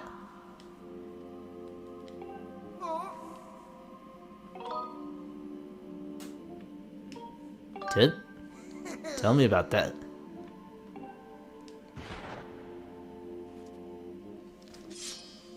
But he did... Remember that statue we met earlier? These are goddess walls, and if you play the harp on those 3 butterflies, we can draw on this thing. You can get almost a lot of stuff for, but what I want to go for is money. So if you draw a rupee, close enough, it'll give you money! Goddess walls can give you all sorts of stuff. It can give you rupees, it can give you hearts, it can give you fairies if you know the right symbol. It can also even give you... bombs, and... which I probably should have done because I'm running low on bombs, but I really wanted the money right now in order to take care of some extra stuff should we ever go back to Skyloft. Also, now that we have the beetle, we can finally grab this. Kinda redundant, but every little bit helps. I'm not dealing with you right now. And even though I thought about that on the first playthrough, don't worry too much about going through the temple. The only thing you need to worry about are just new enemies. You don't have to do something like solve the puzzles again. All those puzzles are solved already. So that's one less thing you need to worry about. It's all that matters just getting to the end, which we already know where it is. And to be fair, I kinda do like the idea of you going back to certain locations that... Okay, apparently I lied. You do need to go... You do need to go explore the rooms again. Could've sworn that you didn't have to do that before, but alright. Though we are a little upgraded now, so it shouldn't be as bad. Oh yeah, now that we can...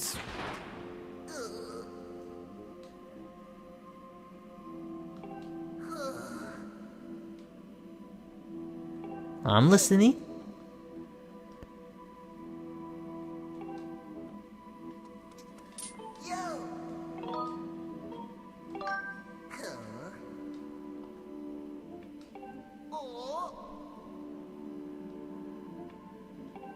I do. So if it's not in here, then maybe back there? But now that we can swim, we can actually explore a little bit of this dungeon now, so I guess all is not lost. Also, I do have to jump over that way because the game is a little finicky like that.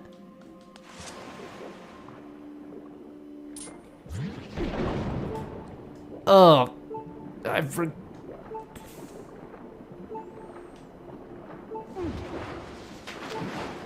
Now that we can swim, we can actually try and latch onto the vine, though I wouldn't quite recommend it unless your aim is really good. Link, why aren't you grabbing the vine? Okay, there we go. So if it's not in here, then we might as well go check out the other room. Careful of these little puffer fishes. You can just swing them away, but they'll blow up on contact, so just watch out for that.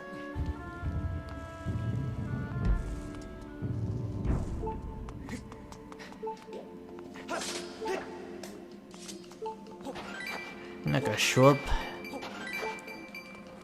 I am running a bit low on health, so I'll try and be more careful. But anyway, let's go ahead and swim around here. See if we can find anything. Oh, so I can just jump over that. Oh, you guys. Stun you. And then just go for the one shot. I did not mean for you guys to have to hear all that. That's a little interesting. In one of the holes, there's a key. You're not the hole, you're not the hole.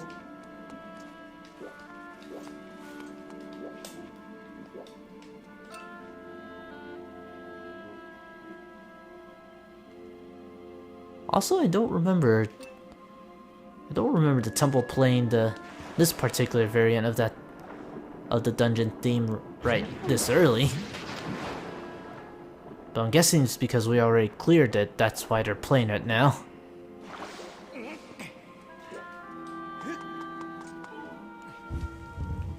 Okay, maybe I might be full of it and it's on the other side. Because I know for a fact there's nothing you can get here. Oh. Got stuck again. Out of my way. There we go.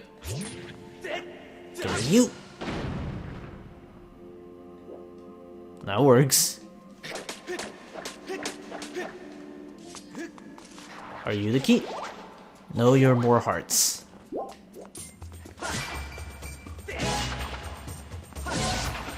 I could just feed you a bomb, but right now, I should probably just bash the enemy. Oh, I could just perfect shield it. That works.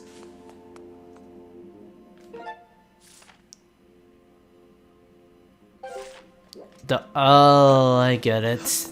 Probably might be in that room over there. But I suppose digging up some extra treasure is always worth having.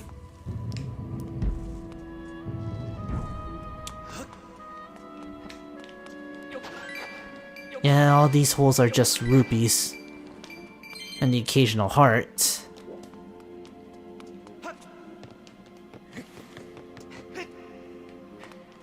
So it is over there, I just didn't go to the right location.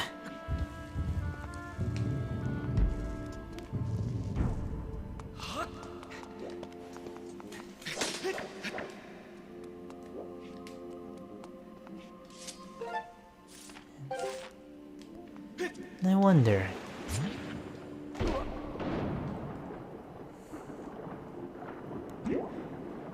Oh, I totally can't crawl underwater, that's one thing I forgot about.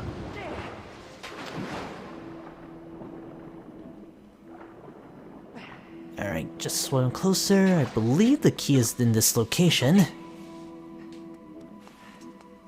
Yeah, totally. Would make sense from a design standpoint to go back to an area that we couldn't previously go back to before. With key in tow, we can open the pass, and with any luck, we don't have to worry about having to solve the puzzle key again. I suppose if this is your second chance at getting the piece of heart here, so you can also do that. In fact, this is your best chance at getting a lot of items, actually.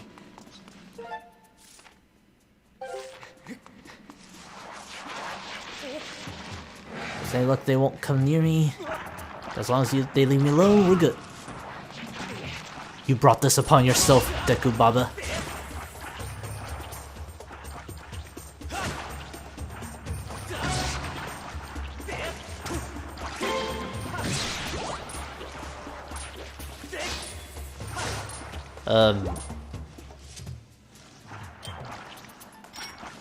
Alright, I guess I'll blow you up. In the meantime... Wow, that went a lot weirder than I thought it would go. I'll take it, but... okay. Anyway... They actually have bomb plants now, so they did change up the design of the temple a bit, so... Color me surprised. Anyway, Beetle can go ahead and get rid of these Deku Babas. Just mainly these three should do the trick. Oh,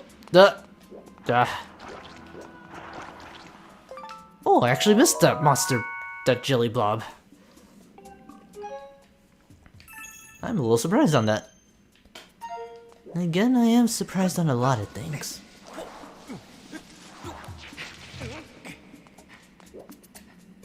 Okay, go slow. Move to the side. Don't fall off. Whatever you do, don't fall off, Link. And if we're almost... Yikes. Same thing as last time. Here they are. 2 Cerberus heads, as I call them. Just parry their blows and cut them open. A little bit more... Not that bad, especially if you have the Sacred Shield like I do. Love the Sacred Shield, and once I have the means to upgrade it, it's usually my preferred shield, until we get one certain shield in this game. But that won't be for a long while. Almost didn't see that, so just run with it.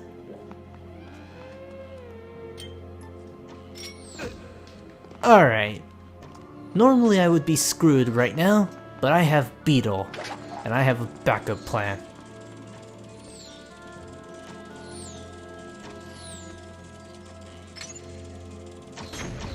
Aw, darn it! No, come on, we gotta try that again, because that would be so cool if that worked. Alright, just grab, tilt it up.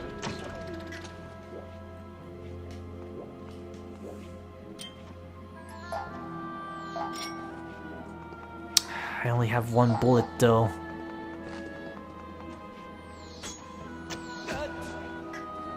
Okay, as long as I work fast, I should be able to get it. Aw, darn it. I'll give it 2 more shots before I do it the legitimate way. Which involves sneaking around them again. But I swear this... Oh, we actually got it now. Aha! It worked! Knew you didn't have to sneak around that time. Alternatively, if you're fast enough, you might be able to get away with it by throwing your own bomb and then just having the Bateaux right there. But you'd have to be really quick. Also, what's up, Magma?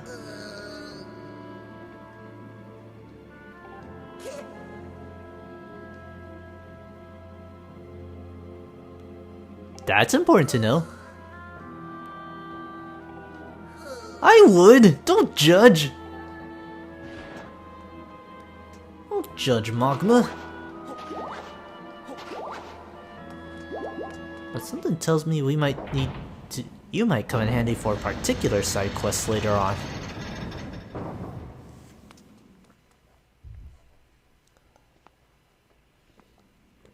Anyway, thankfully you don't have to worry about opening the door again. It's all just a matter of getting to the end. New tricks aside, and... Oh, Skulltula's round 2! Love fighting these guys. Wonder if my bomb trick still works on them.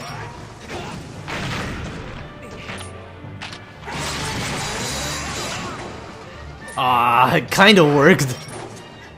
Essentially it's like last time. Just wait for the opening and then go from there. But if you're the impatient or you want to just deal damage, you could set bombs all around them, empty their swords, then just do damage from there. It's a bit of an impatient strategy, but I always found it hilarious how a bomb just empties out all of their weapons. Alright, no more fun. I'll fight legitimately. If you want to win legitimately, just parry their blows and go from there. And... Oh wow, actually...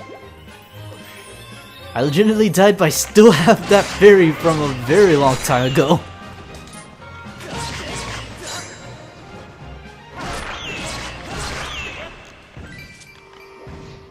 Alright, so that's, by technical account, my first death, and I did actually have to use a fairy. Good thing I have another one ready. And ideally, you just want to look for the opening, parry, perfect shield, the other things that... Oh wow, they even supply you with bombs, so you could do that.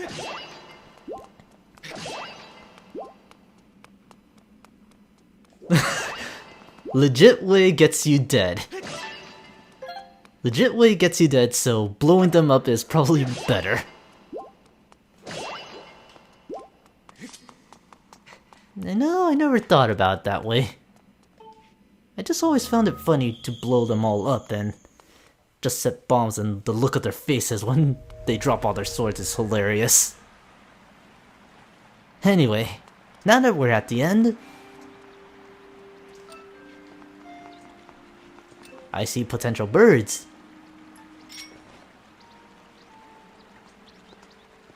Alright, as long as you behave, we don't have to make this hard.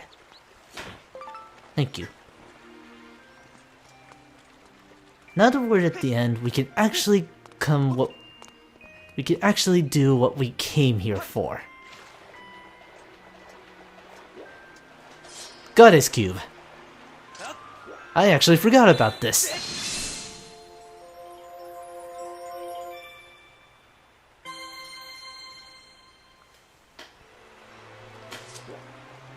Okay, fine, but we're serious. We are supposed to look for a symbol, but before we do, I have a spare fairy to replace. Get in the bottle. Come on. A little more. There we go. Now I'm back to 2 spare lives.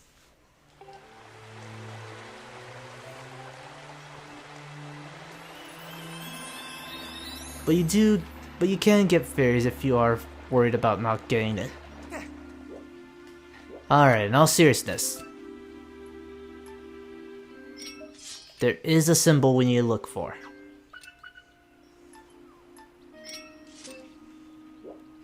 And if I remember correctly...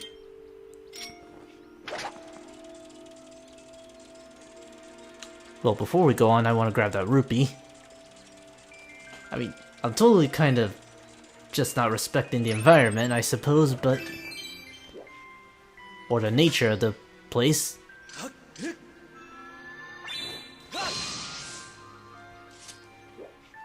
Alright, where is that symbol actually? Because if we're supposed to come back here...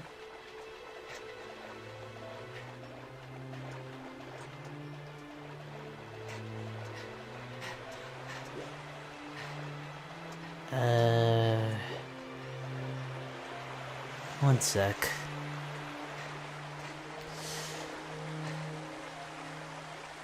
Oh, you.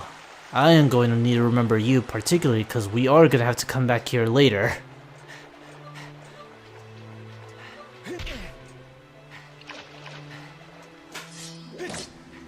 Wow. Always forgot about Deku Nuts. But you can cut these nuts to grab some more Deku Nuts and hearts.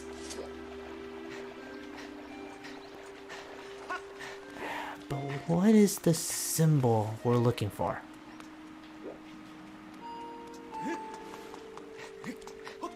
And one little question I've always wondered is, do you have to do this on repeated playthroughs?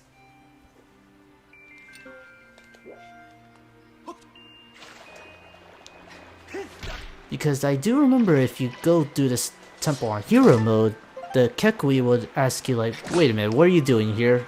You already know. The game will actually know that you're on hero mode and will say, do you really need my help again? And you don't have to listen to that explanation again.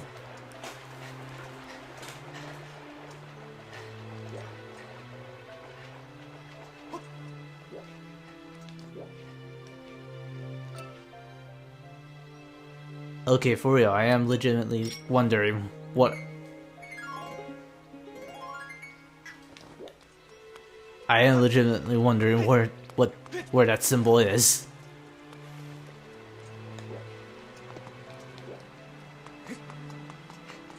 I know for a fact it's not you. Hold up.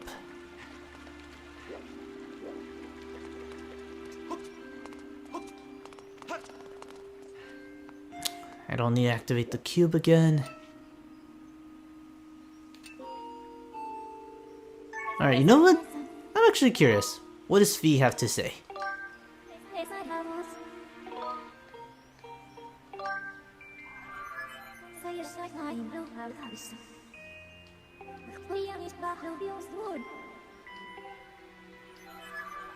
Well, you do give a little segue into what I need to know later on.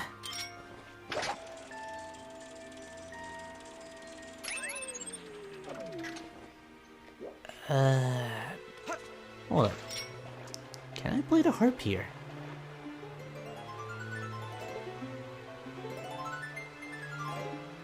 Nope. Butterflies don't respond. Those nuts on the fruit, however, do.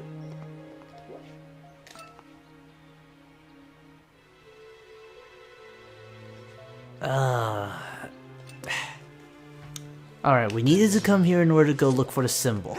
And you did need to fight the Sculptureless to come here. Now, what are you looking for? Or the whole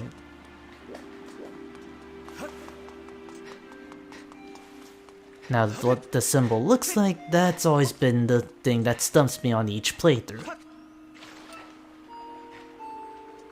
And I believe I don't remember if there's something you need to activate.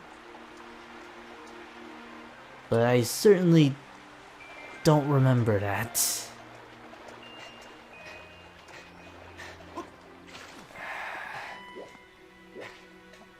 I swear it's going to be like Kekui again. Or Kukui, back when we had to find the kid. The moment I try to look up a guide, I'm gonna remember what it is. It's...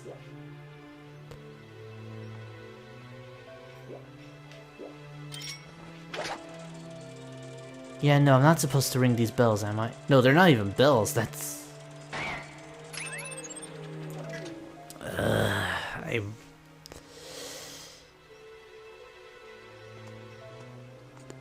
Okay, hold on.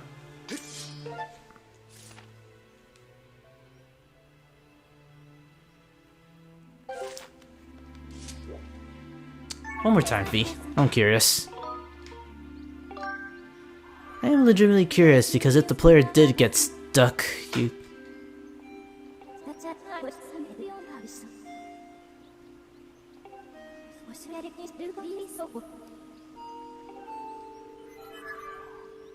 Wait a minute, am I even in the right place? No, hold on. I did have to come here.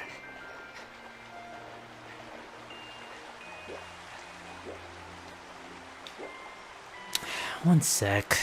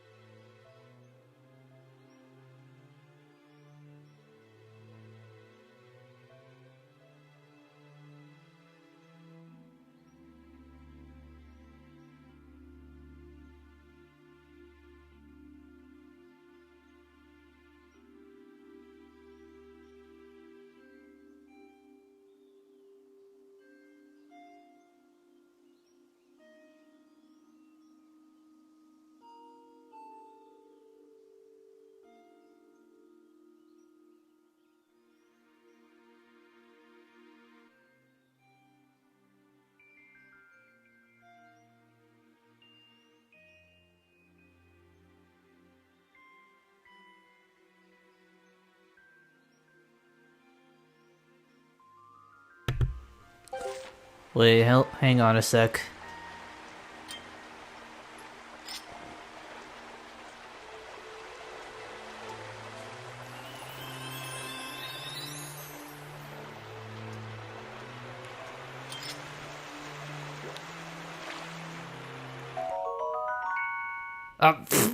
No, Link, I don't want water.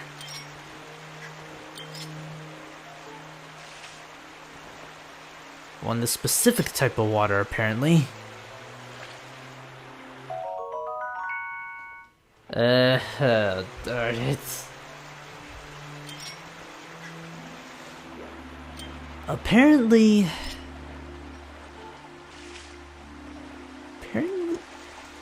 No, it can't be you need the water now.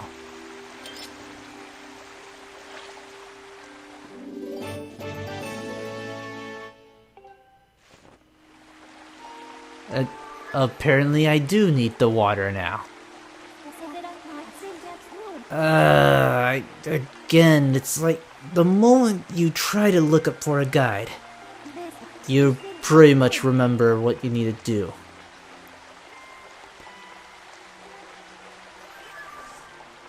Not to mention, Fee just outright told you what you need to do also. So anyway, now that you got this water,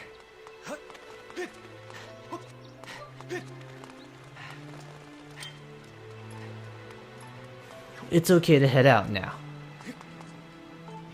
I don't remember if you need to go the entire way back, but...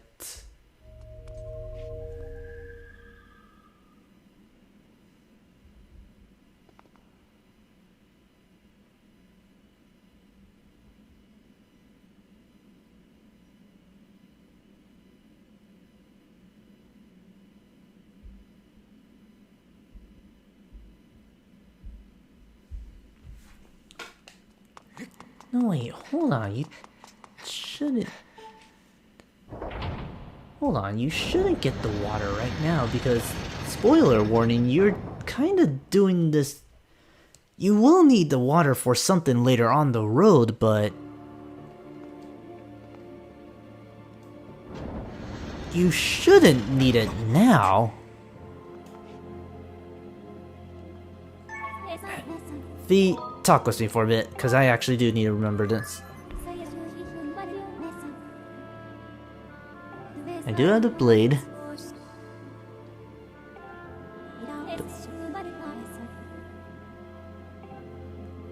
Wait a minute, am I doing this out of sequence?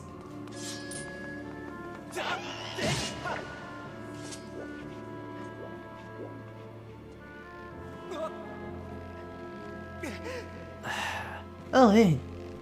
Hey, Drakali, good to see you. Welcome to my stream where I am currently confused right now. It's not so much... Now that I'm thinking about it, like... I know you need to go open the gate. What I don't remember is why I came here early. I know you have to come to the temple in order to... Oh. Well, that's good to hear. Actually, I guess it's not a bad idea to ask. And oh, jeez, I got stuck. I'll get a little bit. Good to hear. I do like Skyward Sword, and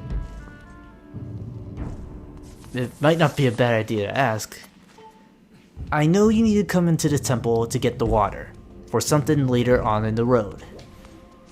What I don't remember is when you were supposed to come here, because I thought what you needed to do was go to the temple to go get the symbol you need. Because you cannot get into the you cannot get into the next area without drawing the gate or the symbol. But if I am already at the temple and I got the water, because I will need the water.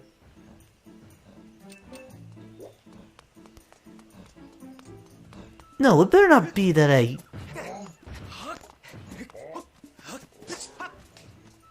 Oh man, if I'm actually sequence breaking, then I kinda goof. Leave me alone, bees, leave me alone.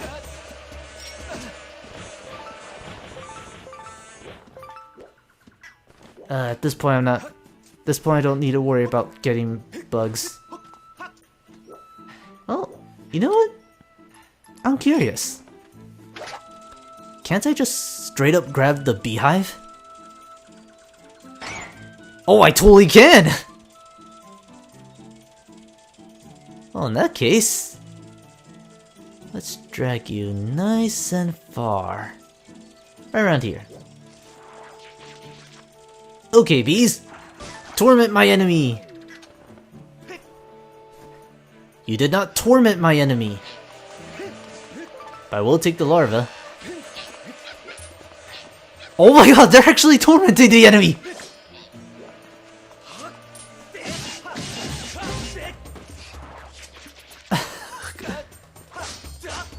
I never knew you could torment enemies like that!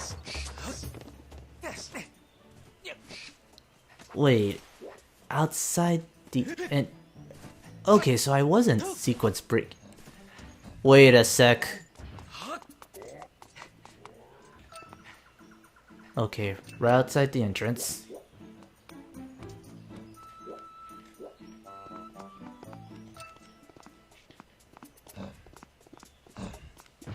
Oh, hello. You alone, Bokuben. Okay, fine, you asked for it.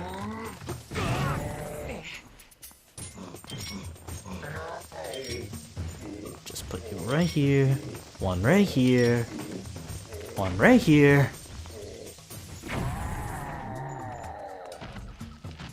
Okay, Bokuben out of the way. I mean, Moblin. Okay, yeah, that's the thing. Like, I know you're supposed to come here, but I don't think I'm supposed to be here right now. And actually, if memory serves me correct, I might actually know what the symbol is. But all's not lost because I never knew the bees could torment enemies. Now I have a new way of avoiding swordplay. Actually, bees, you want to help me? Do you want to help me?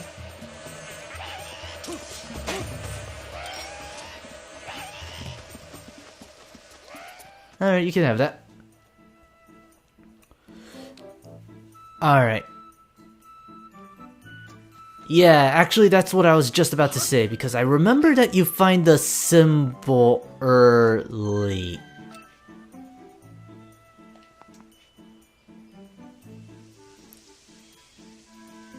I was right in front of it the whole time. And it was exactly what I thought it was too.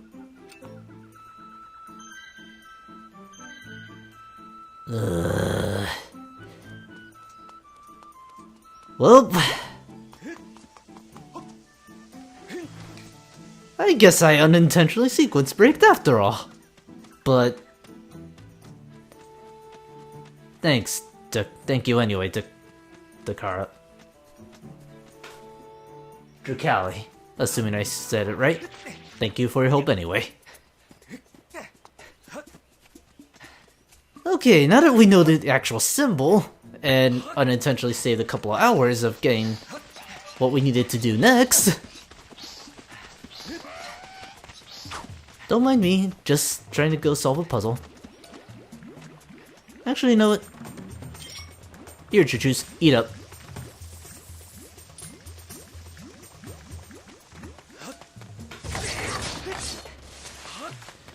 Okay, same pattern as before.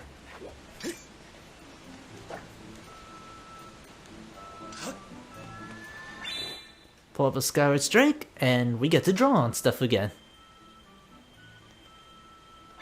Same thing as before, draw a circle to the best of your abilities.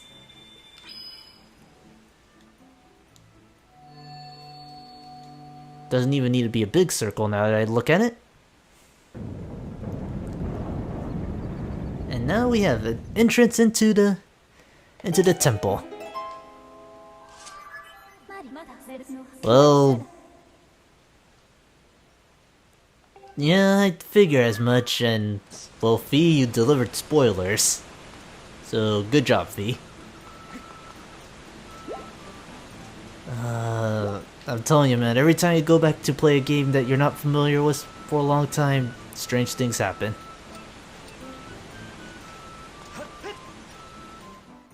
But drop on down to the water. Oh, really? Huh, I guess that's more of a lucky guess, because looking at your username, I took it as a fusion of Dracula and Nikali from Street Fighter 5, even though he's kind of a new guy. Oh, thank you, man. But now that we're here, welcome to Lake Floria. Very nice place now that I look at it, and I do remember having a good time on this run through. You don't have to worry about the enemies for a while, you can just let the current take you in as you slowly swim around. And really bask in. Oh come on Link, I was gonna take the scenic view. You just had to ruin my little tour of the lake.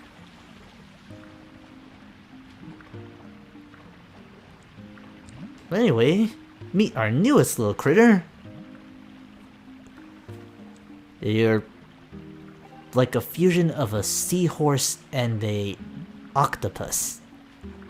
No, not octopus, jellyfish. Oh, come on, dude, don't go. I mean, you have every right to be afraid of this guy that suddenly decided to show up. Wait, can I talk to you?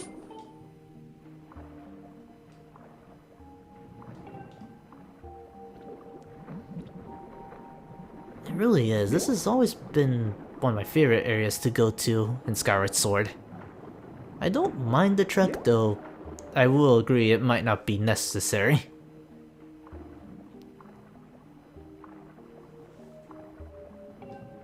Yeah, there you go. Getting a little bit of Splatoon in here.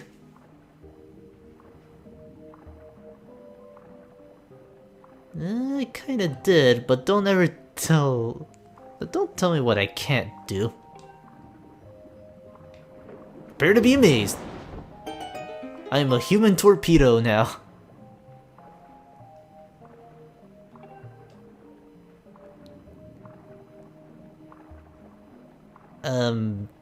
Sure, we can go with that. What's wrong with there, bud? Do you have white hair and a creepy voice?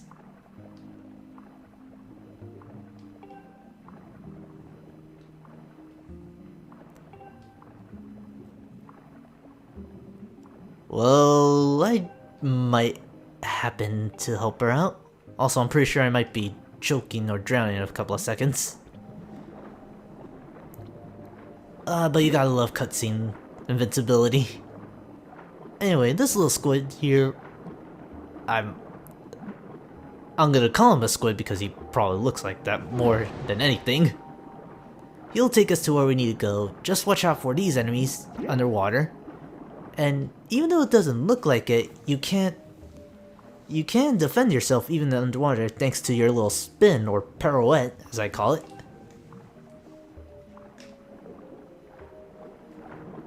See, this little pirouette right here, you can still defend yourself. Also, you can still save your game underwater, which really makes me wonder why Link has an air gauge if he can start underwater. And even though the idea of defending yourself especially comes in handy with these guys, knock them into the bomb with your spin attack, you can carry on through there. But you did mention about seeing his friend, so... Oh, wow. Oh, wow, apparently I just had to go this way. That works too. Like I said, you don't have to worry about air or dying, unless you're playing hero mode, which I don't quite remember if you do have to worry about underwater. Leave that jump to me! I thought I had it.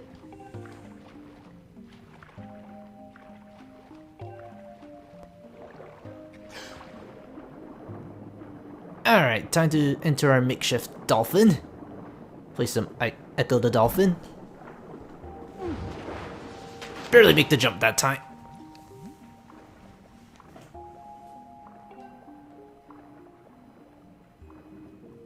Yeah, I guess so, even though... Well, that's like the thing. It's one thing to have the power... a power, it's another thing to be able to show off what you can do with said power. Like, just about anyone can... Well, I act like anyone can do it, but... Just like how anyone... If you have the power to control fire, it's one thing to make flames and ember. It's another thing to be able to show off with how well you can control said flames. If anything, I think that kind of becomes a plot element in King of Fighters, with Kyo and Yori talking about that. Never thought I'd be bringing up King of Fighters or talking about its plot in a Zelda game of all things. But weirder things have happened before.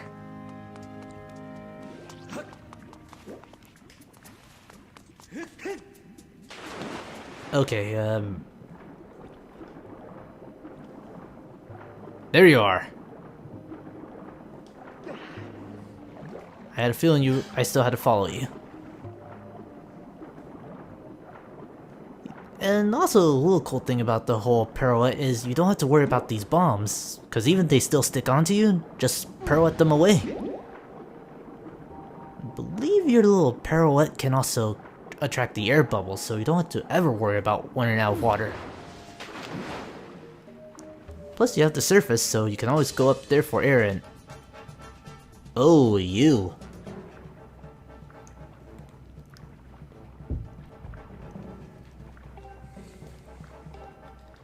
Noted.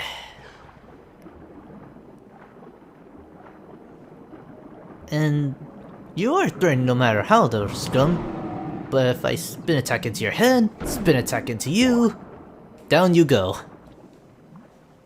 That X marks the spot certainly helps. I am trying to remember your name, even though it's kind of escaping me. Oh, okay, no, it doesn't activate like... Okay, it's not like Galaxy where you can just spin and get the air bubbles. That would have been just an interesting take.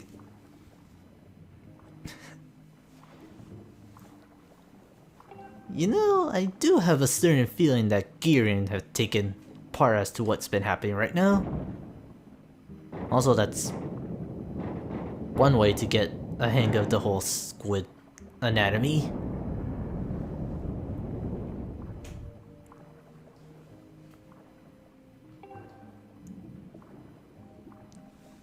Don't worry, I am on my way.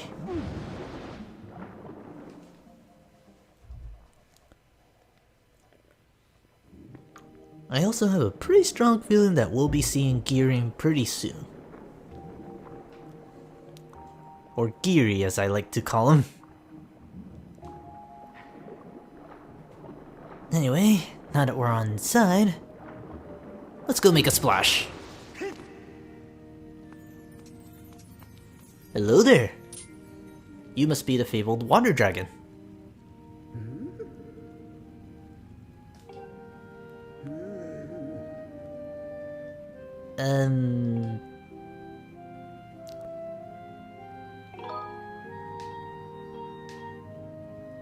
Water dragon? Well, let's see here. I have a skill that supposedly comes from you, and one of your servants. Oh, you're Faron. Well, that might explain. That's something odd I'd expect from Farore. Rest assured, I know that.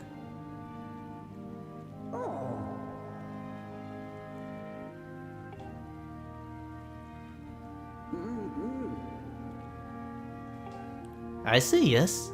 Also, you're actually barely knows that, but if you look at Farore's or Faron's head, you can actually see the symbol, so that's a little detail.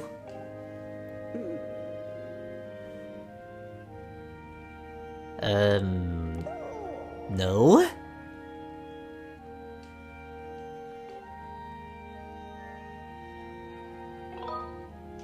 Uh-huh.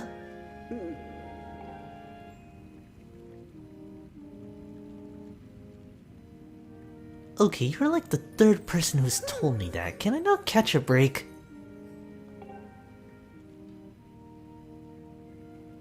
Well, that answers that. Looks like Geary just decided to shrink you.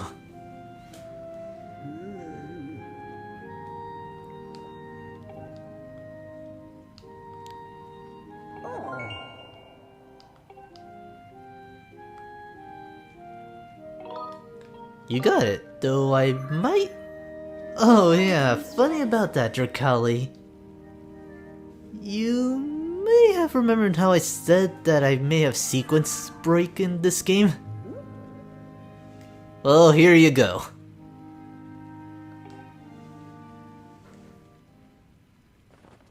Here you go.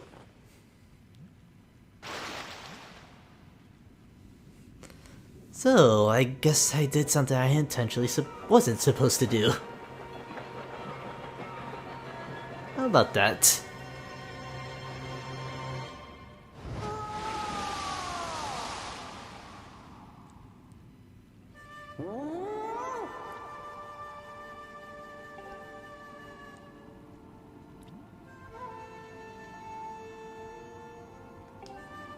You certainly do.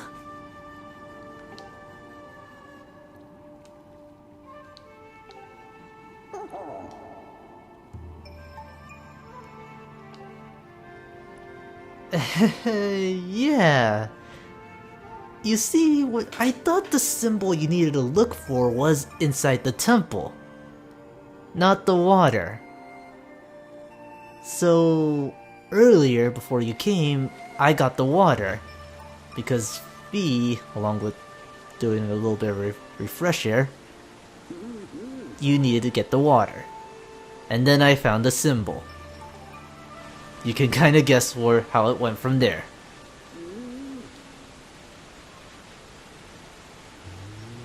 I am from Texas. Bit of a lower part of Texas, but it's Texas. And with that,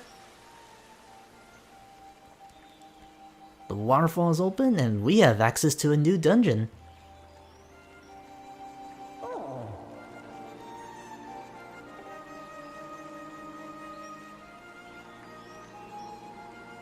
Maybe there's like a basement that you don't know about?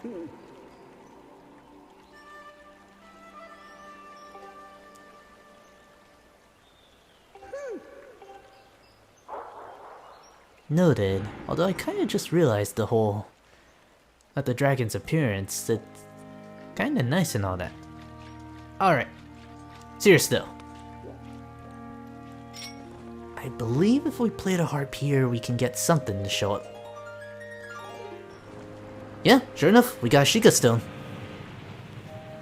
3 is usually the magic number. Do you give me a treasure? Yes, you do. I don't quite exactly know if the treasures are set or not. What you gotta say, Sheikah Stone? You pretty much tell me that if I pull up the walls and draw hearts, I can get free hearts. Good to know. Anyway, now that we're near in front of the temple, you always have the option to go back and stock up at Skyloft. And even though it'd be a good idea for me right now, I think I can go through this one no problem. And you know what? Normally, some would argue that this dungeon's evil. I think, and for the most part, I do kind of agree with that. There are elements I do enjoy. But now, we get to see this little animation again.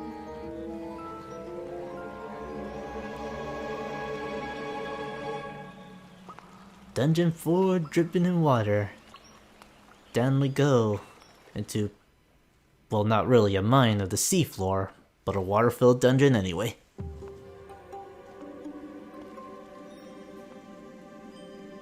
Welcome to our 4th dungeon of the game! It's definitely a very interesting take on water dungeon, better known as the Ancient Dristan or Kristen. it skipped out too fast. Very different compared to other water dungeons that we're familiar with. It kind of looks more of an oriental setting compared to stuff like the Water Temple or even the Great Bay Temple. So color me impressed. Alright, this dungeon in particular though, I believe this is the start where we get multi-tiered floors, so kind of recurrent thing from other water dungeons. There will be multiple floors, so not everything will be on just one floor only. And I believe this starts becoming a trend in other dungeons as well. Alright, giant choo-choo. Eat up. Eat bomb. Leave me alone.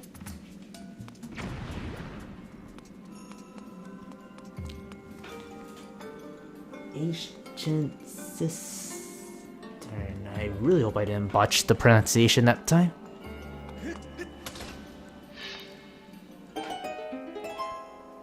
It really does look nice, and I'm kind of curious if the whole dungeon is kind of the layout of the dungeon's like a bowl or jar or something like that. Cause I do notice that some games do like doing that. Anyway, be very careful about dropping from certain heights, otherwise you'll get this.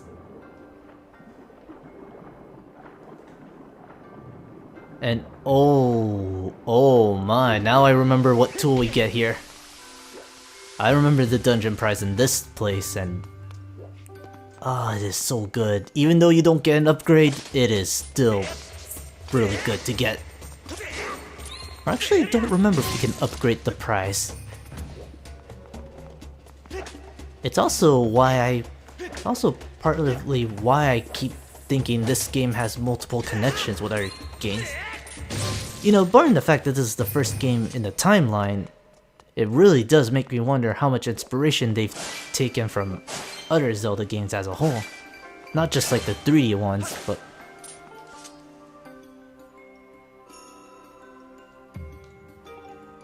oh, yeah, that's right.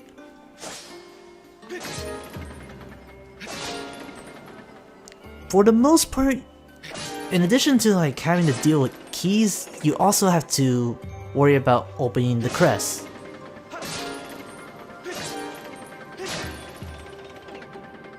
And unfortunately, it's not as easy as it looks. So you need to go find the pattern, which we do not know yet at the moment. Although I do wonder, again, if you know the pattern right away, you can sequence break it.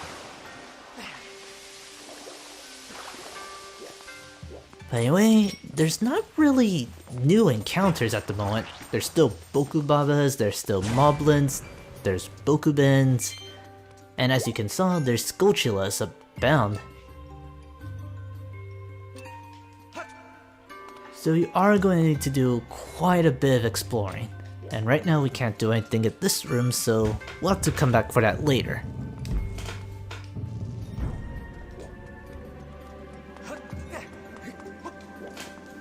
Anyway, believe this path we can't do anything on this path. Yeah, no, we can't do anything on this path just yet. But you might be getting hints as to what the dungeon treasure is. Especially if you played Spirit Tracks.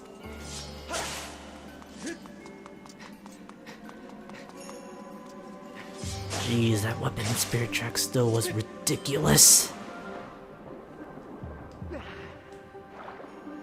Anyway, now that we can swim, we don't need to necessarily worry about not making jumps or having to climb the long way back in.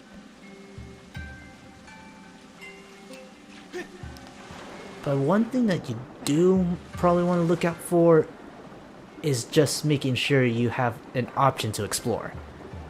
Like most water dungeons, this place is really big and it can definitely seem very confusing as to what you need to do at first. But... oh. Ooh, alright, you see that? It's fast, but if you swim fast enough, it'll try to crush you. If you go fast enough, I said if you go fast enough, you can get that rupee. You just have to go really fast on that swing.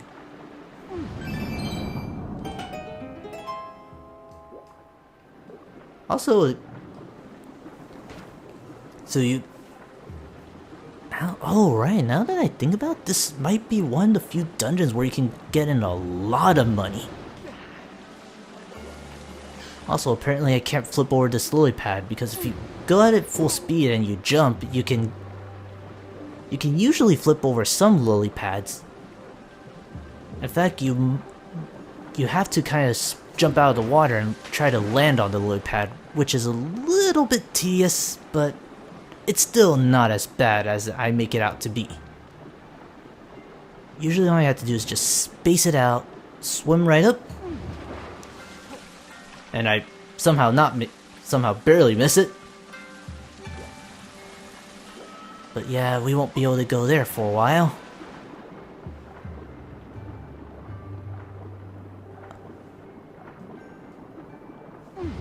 Alright. If I remember correctly, I do need to go Alright, let me pull out the map.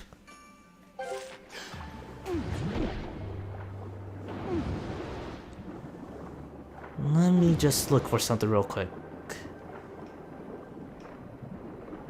Oh well, I can steal this rupee too.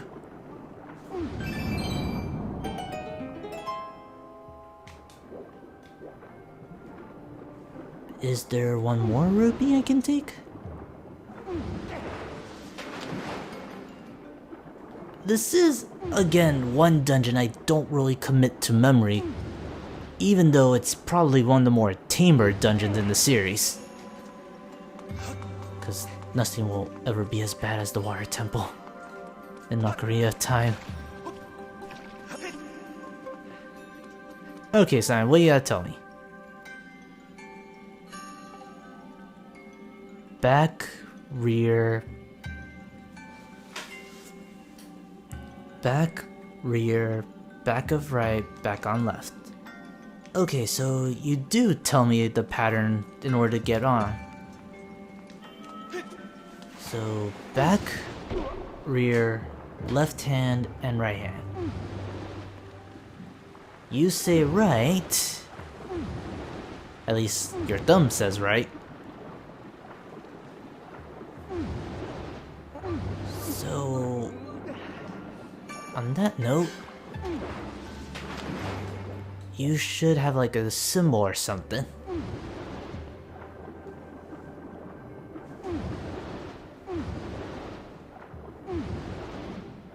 Alright, so it's...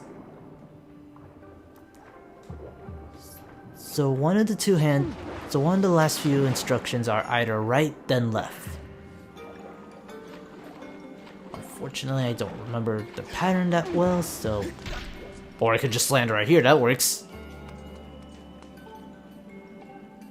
Back, then the rear, back of the right, back of the left. So your two hands are actually pointing out something. I don't quite remember what they say about back and the rear. So I'm gonna need to think about that.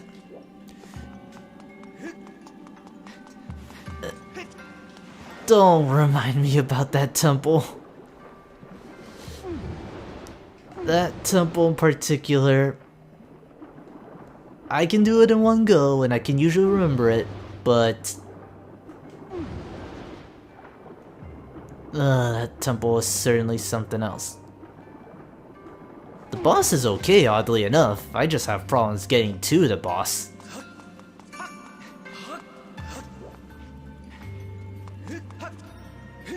Okay.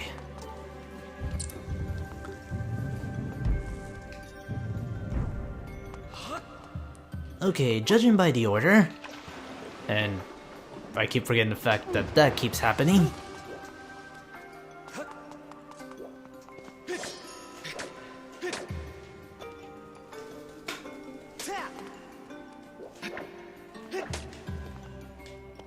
Oh, what are you talking about, man? The boss, that's what I look forward to in this dungeon. For one reason only.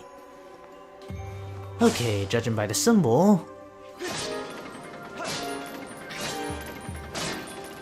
Nope. Up. Or is it up, down, left, right? Ah, okay, got it. Up, down, left, right is usually the way to go. I don't quite remember how you're supposed to do that, but I know for a fact that apparently it's up, down, left, right. But now that we can make headway, let's go ahead and keep going. I see you, Skulltula.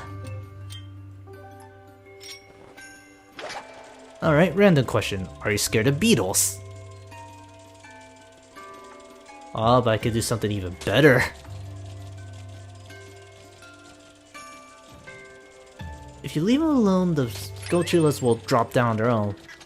But if you cut the string, then down they go. Saves you a wee bit of time of getting through it, point A to point B. Not quite what I wanted, but okay.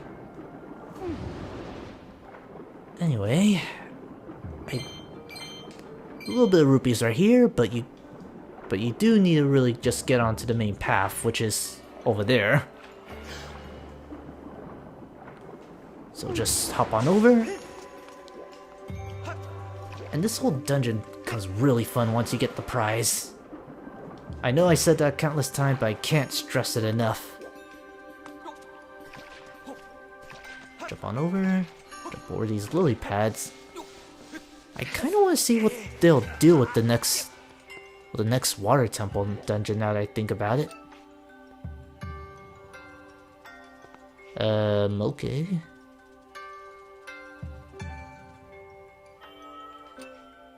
Hold up, I didn't go in a loop, did I?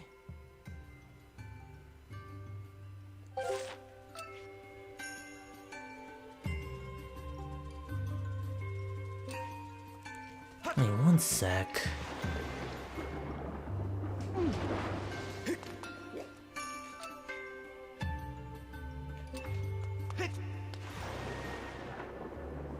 There we go.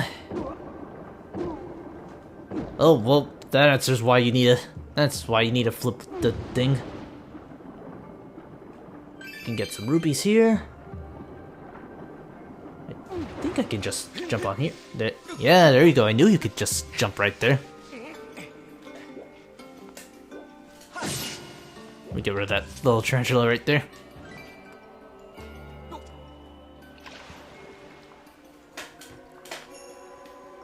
Well, good to know the old strategy of if you get stuck, just look at your map and you'll find a way around it. Break through some cardboards.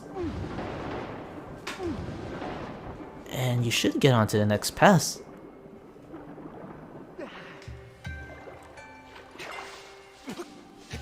It's like a little brain tease like we saw earlier. In fact, this whole episode might as well just be brain tease and forgetfulness, the episode. Oh, we have a little thing right here. Wait, we can't get the item this early. Yeah, I thought so. I was getting a little hopeful for a sec, but need to remember not to expect too much. Kind of fitting with the whole recent season after all. Anyway, with our new key, we can go back to the main hub and go inside the main temple. I just need to remember the order is up, down, left, right. I swear you can try and connect that to a Konami code, but I don't think it will get much reputation though.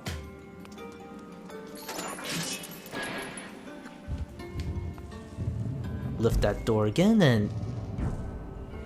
well, we can't exactly work much with this room just yet. Though this is what I meant when that dungeons are gonna start becoming multi-tiers. So you do have quite a bit to explore this time.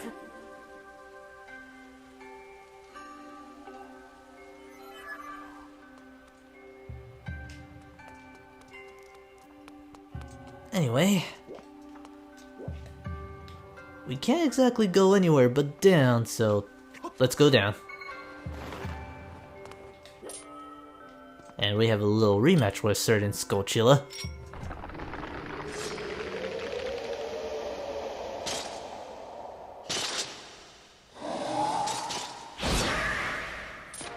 It's an armored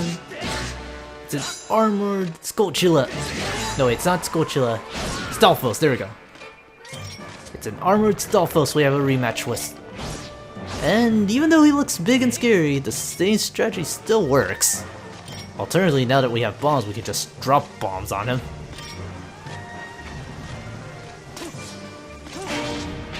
They empty him down, but you can't really get as many quick strikes as you could. And since there's only just one, I still much prefer doing the perfect parry and scoring the openings. Camera? Now you're angry.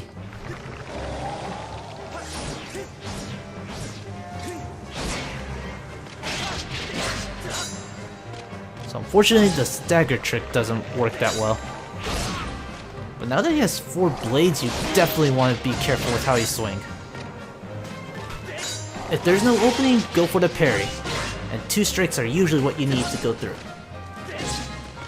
Swing at the right opening and there you really go.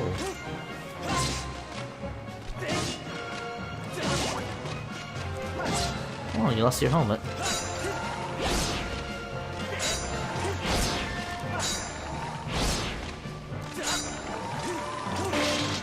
One, two.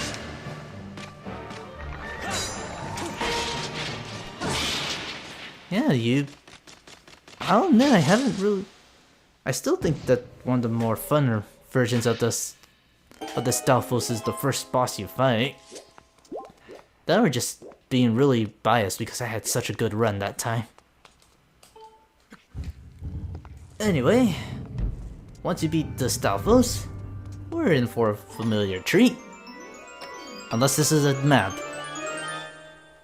It is the whip, straight from Spirit Tracks. In fact, it actually functions a lot from Spirit Tracks.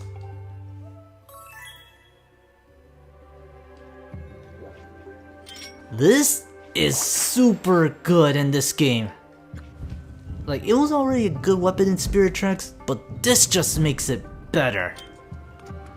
Much like in its own game, flick it at the switch, and then you pull it out. This is going to be your main way of getting throughout the dungeon.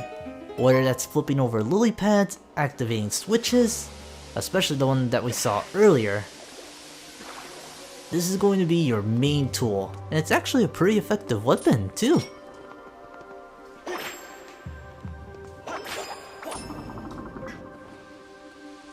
It's just so simple. All you do is just flick it and you go from there. I don't think you need to activate this one, but let's open it anyway. This will take you even higher, but I want to go ahead and explore real quick, because there's still some things we can do.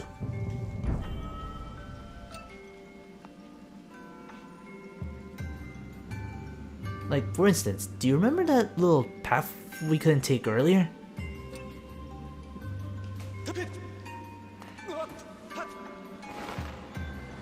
Let's go check it out now.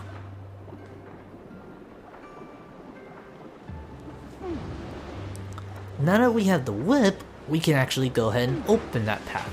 Or get smacked like that. Don't lock onto the thing just yet, Link.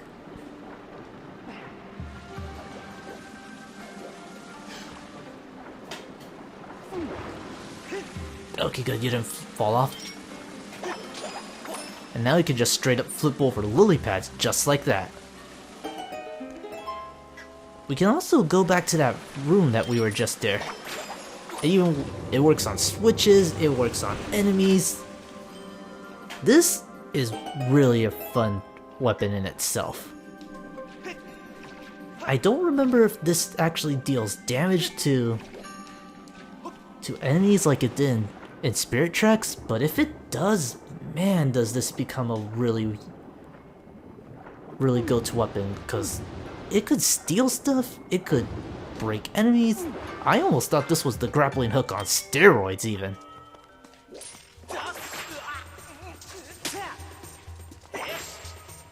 You don't seem to hurt the Scotula, so I'll leave you alone.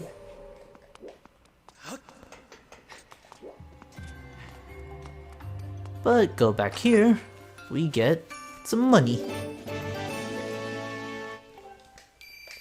Although I'm pretty sure it won't hurt enemies this time around.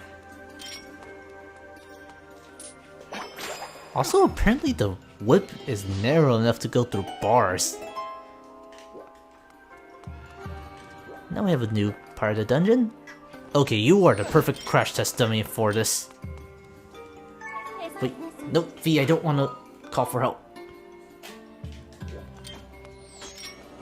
Alright. Now they start packing shield. Well, it stuns them, which helps quite a bit.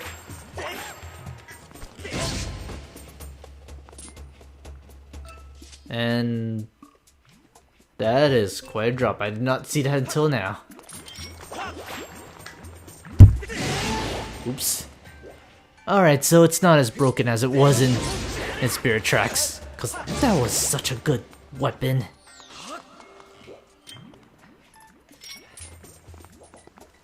Anyway, giant choo-choo. Did the bomb just phase right through you? Oh no, it did actually touch him.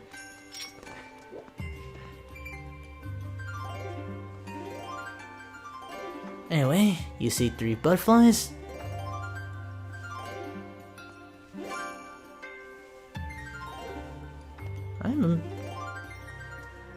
There we go. I was wondering why it wasn't showing up.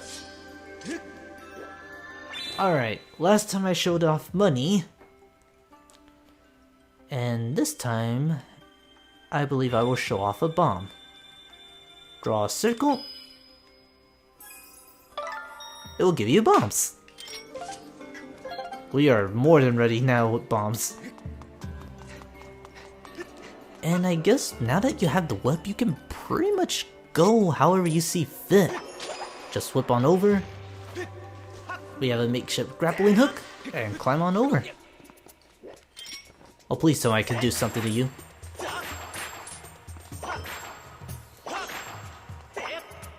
Nah, whip doesn't answer everything this time. Alright.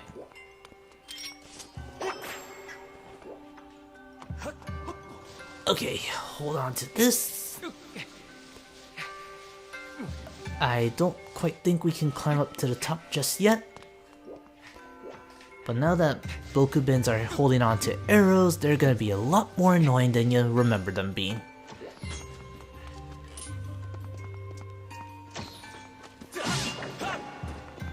They're also a lot less durable because they hold arrows, apparently. Alright, not yet. You are not the path I want to go just yet.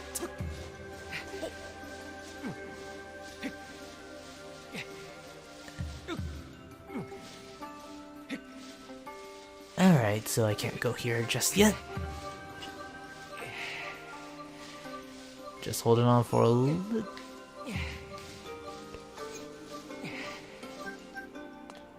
Oh, wait, hell, hold up. I know what I need to do. Hop on over here. And let's see. Let's see if this was actually what I was supposed to do. Let's get rid of you first.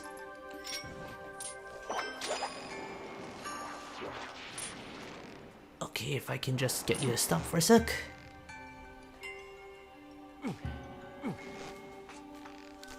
I think ideally I was supposed to go after the vines, but oh well. Well, it would help if I could actually make that jump.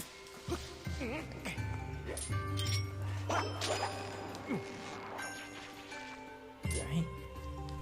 Back, forward. Back, forward. Jump! There we go. now that we have entrance, let's go open that door and see if we can get a key or whatnot.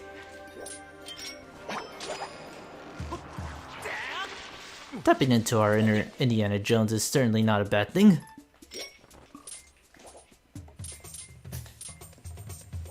Eat it. Oh wow, just one bomb does a trick. Sweet. Pull you out, and this should open a geyser or drain water, I suppose.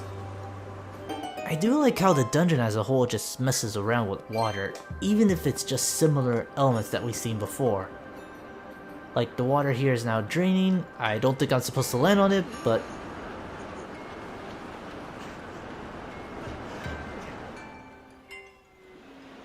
well, down I go anyway.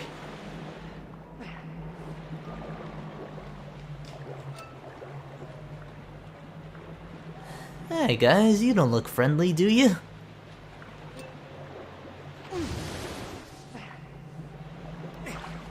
Anyway, same deal as before, you can get rid of these guys by cutting their web or the string of their web. Oh, usually get it in one go. It's also kind of interesting to note that they're just high enough to flip over the lily pads, and now that you have your whip, you can just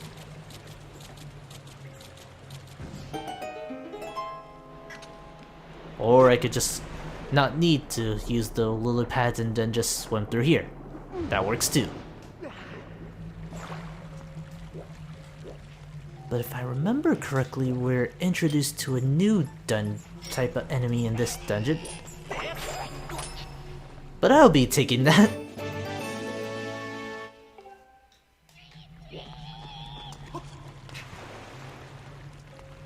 Sorry bud, but I need that key more than you do. I don't know, it's just like all the little fun things you can do with the whip probably make me like this weapon the most. And oh wow, we get the dungeon key already. Man, this dungeon's a lot shorter.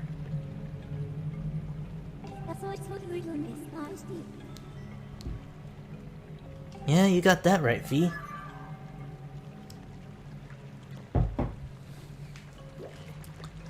But this guy has a little bit of beef with me.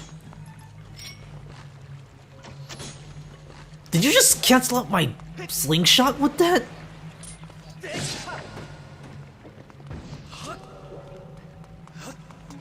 Well, actually now that I think about looking at your comment, Drakali, it's... like I said earlier, I do like that boss more than... probably a bit more than I do, and... oh, it doesn't lead us straight to the key. I like it a bit more than others, but I suppose that's just me. For one reason and one reason only. No, Link, don't run into the thorns.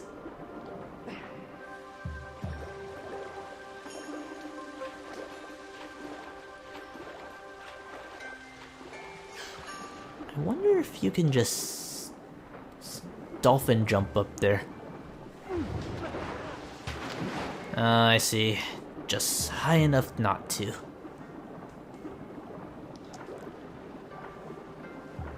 Hop on over. Don't run off like that. Hold up, can I just swim? I shouldn't need to jump onto it. Yeah, I thought so.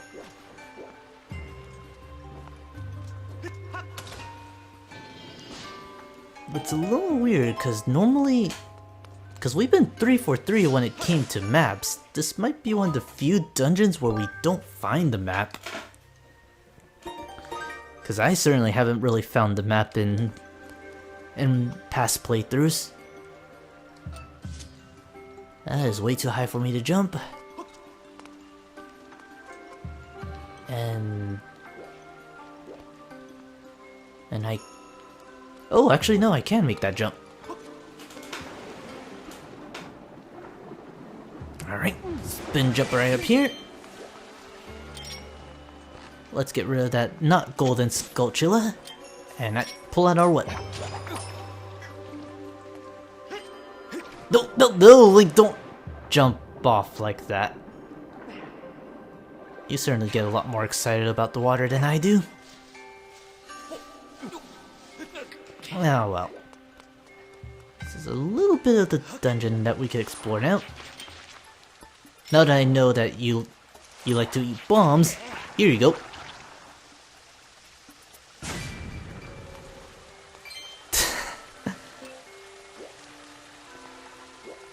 I don't know why that's just so amusing to me.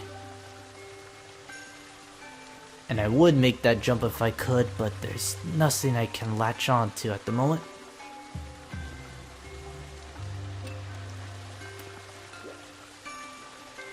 Or can I just... alright, so it is arranged in a way where there's always a reward if you take the initiative. In this case... money!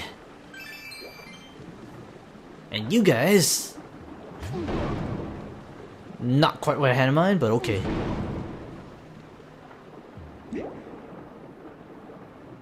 I really hope fairies activate underwater, because I am not going to enjoy it if that's not the case.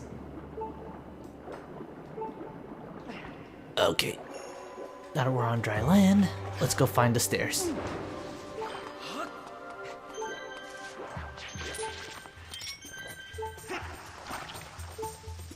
Wow, dead center too.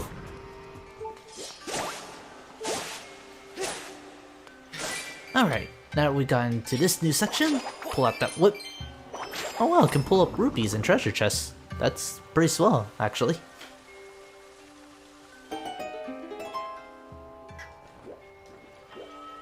And now, for whatever reason, we have a... No, it's all connected. I am an idiot. I keep forgetting certain details about this dungeon. This is one of them. Now that we have the spring, we can go back over there. Link, stop dive bombing into lily pads. They're not as soft and cushy as you think they are.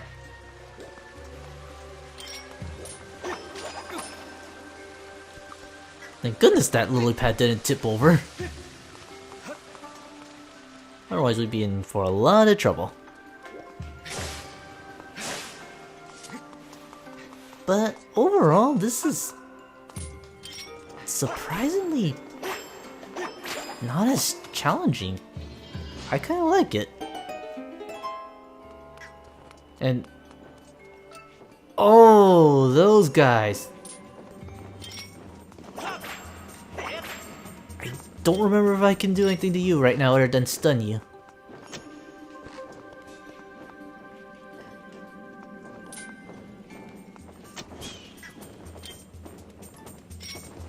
No, not that. Alright, pull you down, and then go to town on this thing. Seriously, like, stuff like that. That is awesome!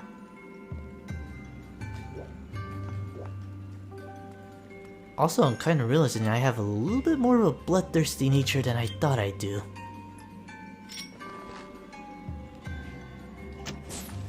That is kind of alarming, actually.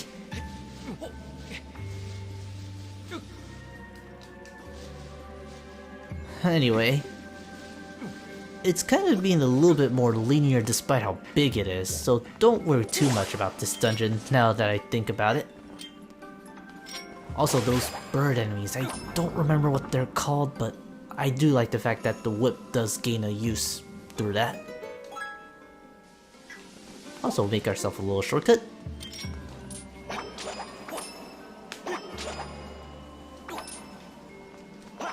Okay, there you go. I was wondering why the platform wouldn't activate.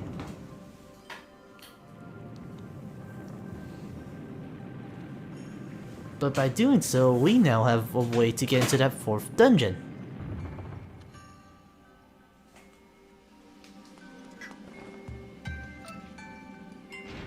And I am trying to remember how you get over there.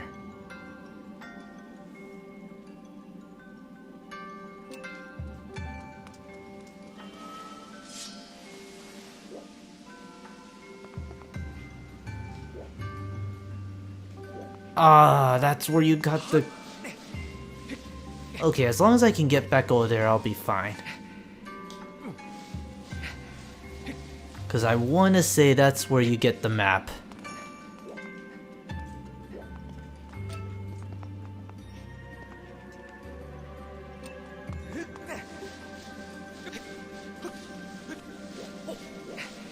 But I do see another small treasure chest, so we'll definitely go from there.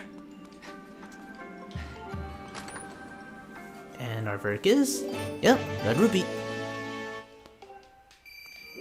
Yeah, we are making back the money we had to spend earlier this session just to get the shield. And mind you, the shield does have a purpose later on. Especially in this dungeon, now that I think about it. So as you climb on over, hop on down here.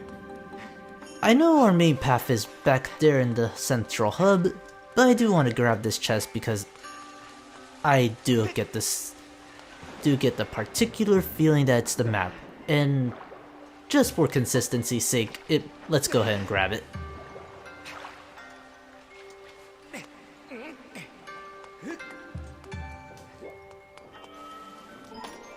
Alright, you have to be the map. There's literally nothing else for you to be. Yep, it was right here all this time and I never got it in any of my playthroughs.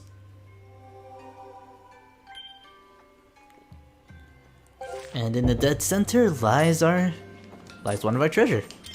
Okay, you little bird. No, you're not my... What? Pull you over. Swing you a couple times and down you go.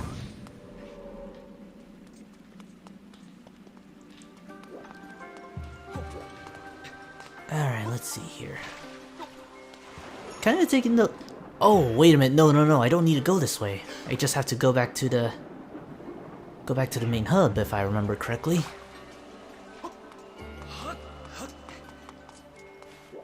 It's a little weird that I haven't found the... I get the stinking feeling that that tablet right there tells you about how to get the piece of heart in this dungeon.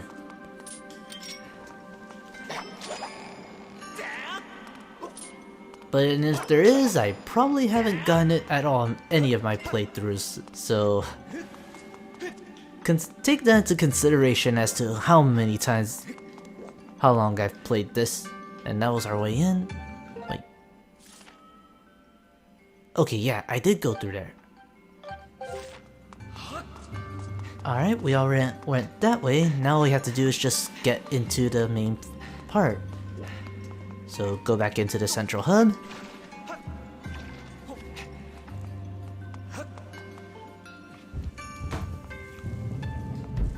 And I believe if we go to the bottom, we'll do fine.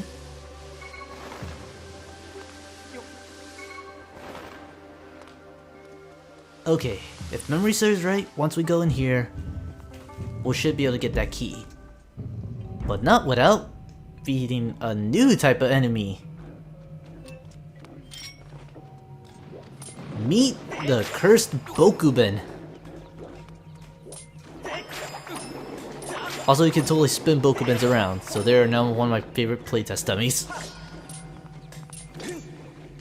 These Bokubens are kinda like the normal types, but they're also a lot more durable compared to their living counterparts. Also, one thing to know about cursed Bokubens: if you hold up your shield and it's a sacred shield, they will walk away in terror. And you can use this time to just throw the whip at them if you don't want to deal with them at once. But the fatal blow still works as the same way as before, so you could just do that if you're not feeling up to stealthing. If you really want to take it extreme though, you can always just blow them up, though personally, I'm trying to save up bombs now.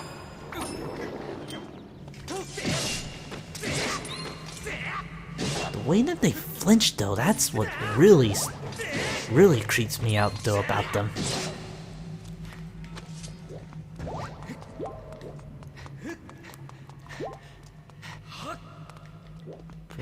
I can't climb up here.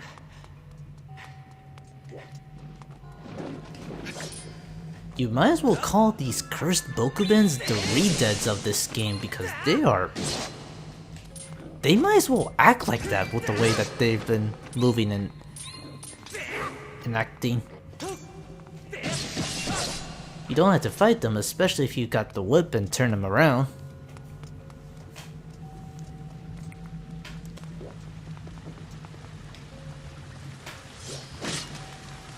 But if you're also wondering, they do have a special note.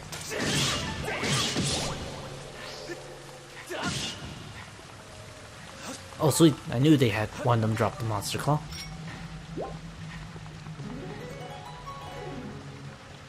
for the flowers to show up. And we have access to another goddess wall. Alright, I showed off rupees, I showed off bombs. You know what? I'll try and show off a heart.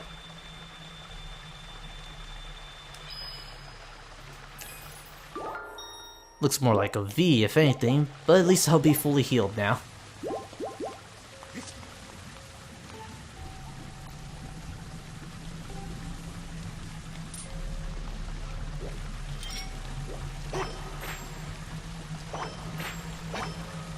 And this is where things get a little weird.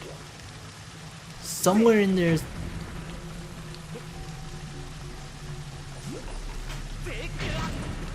Dope.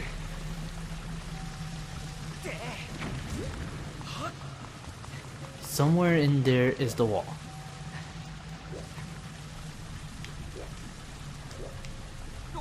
Or we could make our life a little easier by going the path that we can actually use the whip on.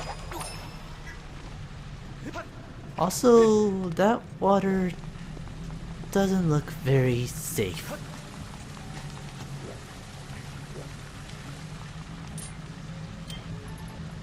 Okay, before we move on, we need to clear out the path first.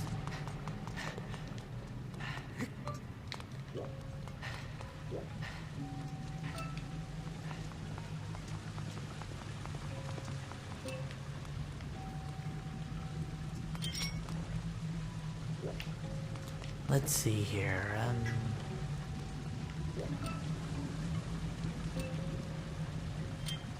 hold up. What's up there? You do need to blow up those rocks over there if you want to move on, but what's inside this eye? Oh, well that answers my question.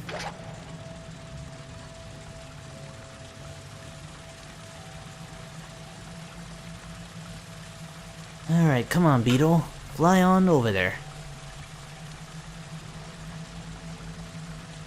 Got it. That cuts off the flow of circulation. Not that this thing's a living and breathing dungeon, though water itself...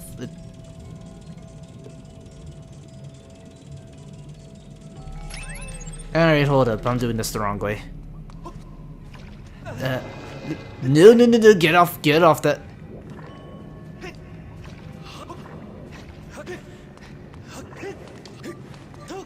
Get off me, you evil energy.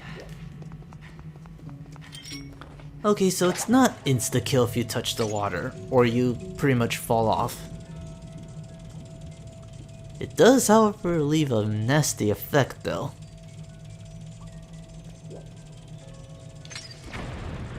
But now I'm wondering if it's... you know what's one thing I keep forgetting to do? Well, I'm not even sure if it's possible in this game, in Skyward Sword, but I know for a fact it's possible in Twilight Princess. Do you remember those Bokuben camps that we saw early on? I'm not sure if it's still possible to do here, but if you have an empty bottle and you go near what looks like the soup that they eat, you can actually put a bottle in it. It is a consumable, but I don't think you'd want to drink from that.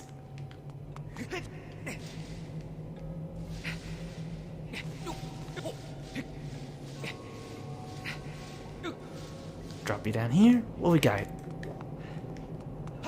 We have a test of endurance.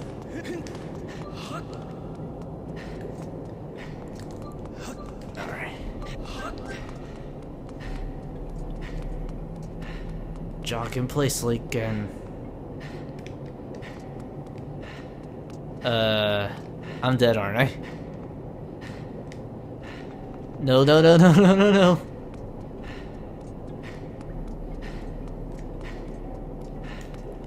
I'm dead.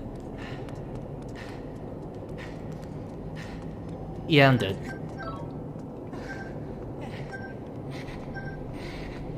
Oh, sweet, I can actually stock up on stuff.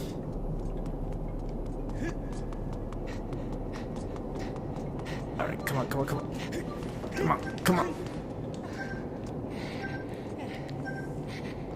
Hug that wall like it depends on it, Link. In this case, it does. Believe if you hug the inside, you should do fine.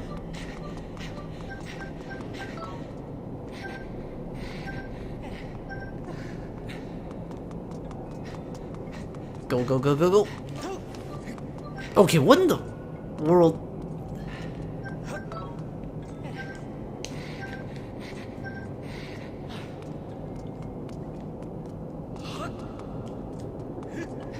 Hug that wall, hug that wall, hug that wall.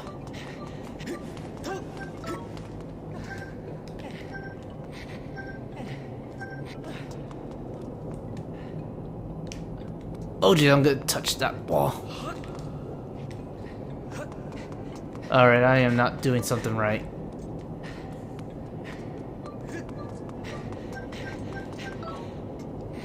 Because if I can't make that walk right there...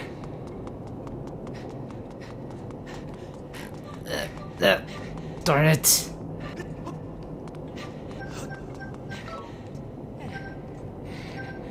Do I need to hug that wall? That is my main question right now. Hug it, hug it, hug it.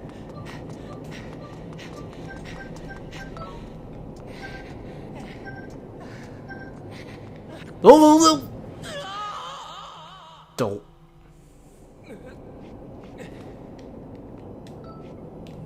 Well, that was not something I wanted to do.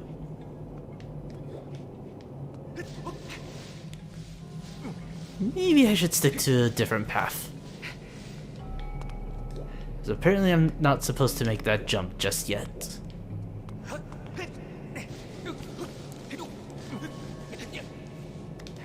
Alright, well now I feel like an idiot.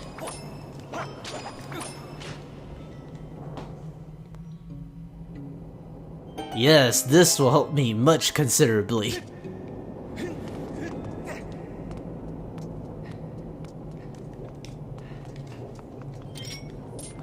Okay, you Bookman, go to your way.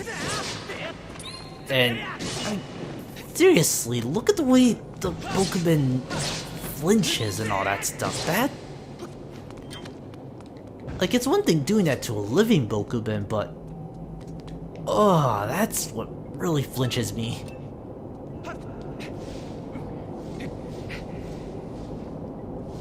And I say that when the thing is dead beyond dead. Kind of redundant, but wait a second, this just... Wait a sec.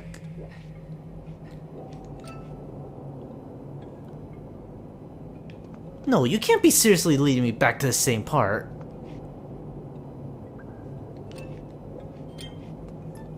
Beetle Scout ahead.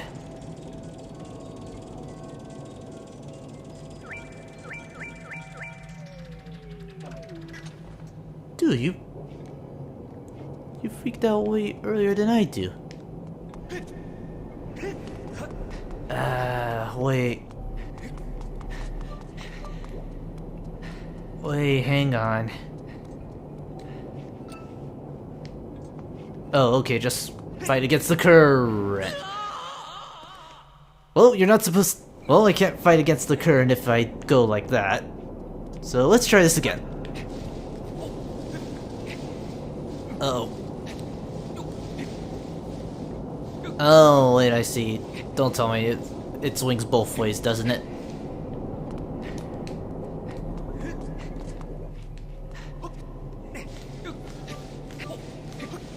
Yeah, I think it's oddly weird because as much as I praise about this temple and as stuck as I get on this temple, I don't remember getting stuck on this temple, oddly enough. Like compared to the Lanaru mine that we just went through last session, this part's not that bad. And like you mentioned earlier, Drakali, this is definitely one of the more tamer water temples, in my personal opinion. It also looks nice until you get to this part where it's pretty much all doom and gloom and... Can I cut this string? Okay, no, it's not a string I can cut.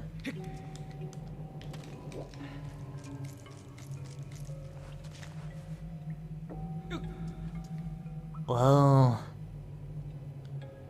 this is sort of interesting.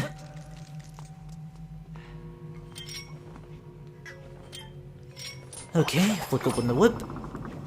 What you got for me now? You have a current in case I need to go back. Sweet. And you lead to death.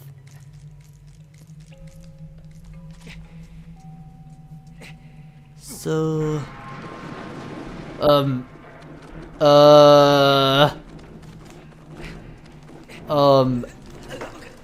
No, let go. Am I missing a theme or something? Cause I can't remember the theme. Am I trying to escape from the underworld or something?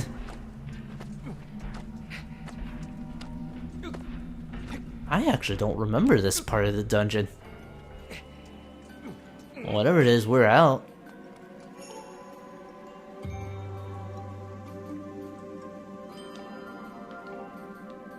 Alright, she is straight to the point.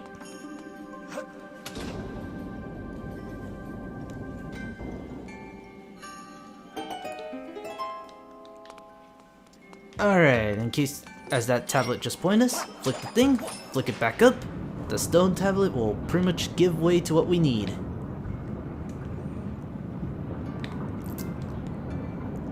But now, we gotta go back down there. And I don't think I'm looking forward to that as much as I sound like it.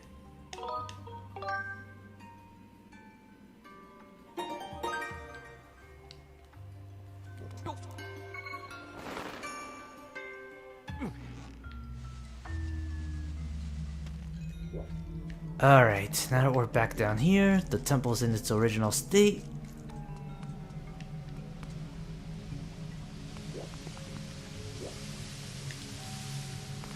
I do have a shortcut just in case I need to go back. And lo and behold, there's our dungeon. Oh, I see. That does make sense actually. Because I was surprised at how fast the beetle drained. But here we have the Blessed Idol. And apparently these guys don't take very kindly to... Later all.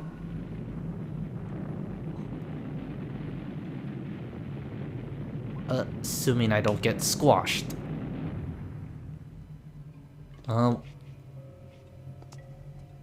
That's gruesome, whether they're dead or not.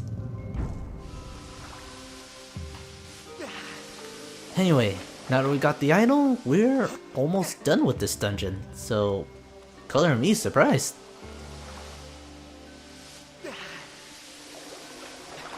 And at the very top should be the dungeon key, and at that point it's all just a matter of deciphering it.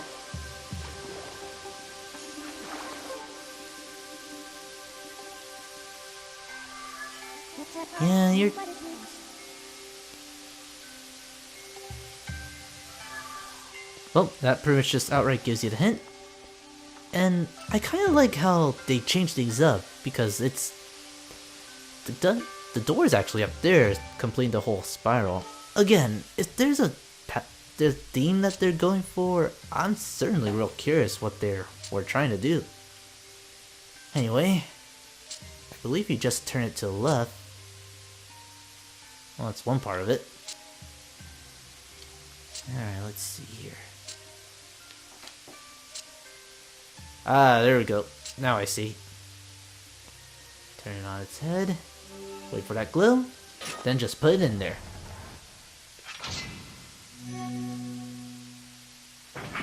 Looks like a little flower on the lily pad. In fact, this whole dungeon's been nothing but lily pads, so... kinda fitting. It's also interesting to note that this isn't the last bit of the dungeon.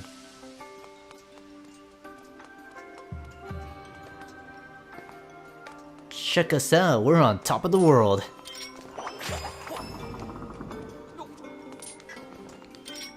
Just flick open these switches, and I think we'll be able to carry on through the dungeon.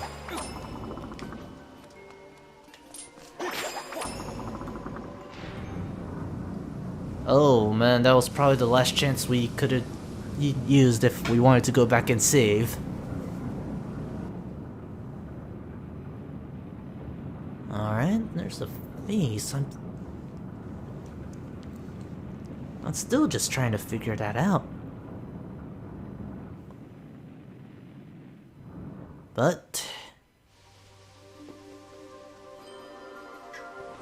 okay. Stock up on healing items. If you still have your fairies, you are good to go. There was a way you can use the goddess walls and... oh wow, I could actually go that way. There is a way where you could get more fairies even inside dungeons, but I'll go more into that later.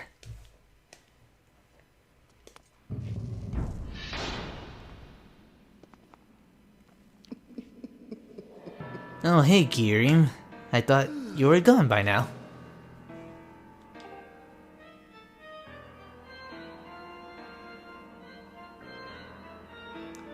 Sounds pleasant.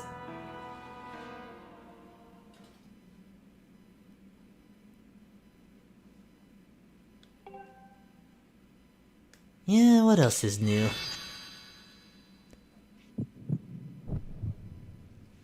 Oh, I remember this though. This is probably one of my favorite fights in this game. It's a little hard, but what you can do with it is what makes it worth it. Say hello to the ancient automaton, Koloktos. Alright, Koloktos essentially fights with these giant hands of his. You cannot block open the core just yet. You need to expose his weakness, and the only way to do that is through your whip. So just wait for him to make a swing, back off, and swing from there. Fortunately though, you can only really empty the arms, not so much the head.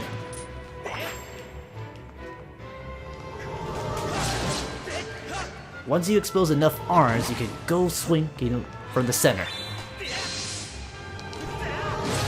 Doesn't matter what strikes you use, but you can just swing right away. Back off, wait for him to raise his arms, and just have your whip at the ready.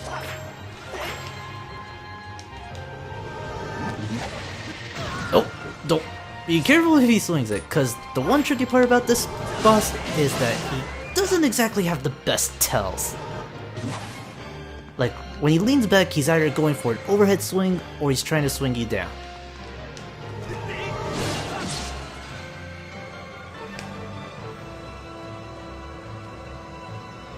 But now, phase 2 begins. The arms will come back, and apparently he doesn't pull out the swords just yet. You can block the blades with your shield, but you kinda saw how effective they are. So what you may want to do is just space things out. If you got the Sacred Shield like I did, then you'll do fine. Just watch for what arm raises, because right there he swung his open arm. Now we can go swing it again. At this point the whip becomes useless and just strike away at the core. Now you just gotta watch out for the blades. And oh, I barely made it that time.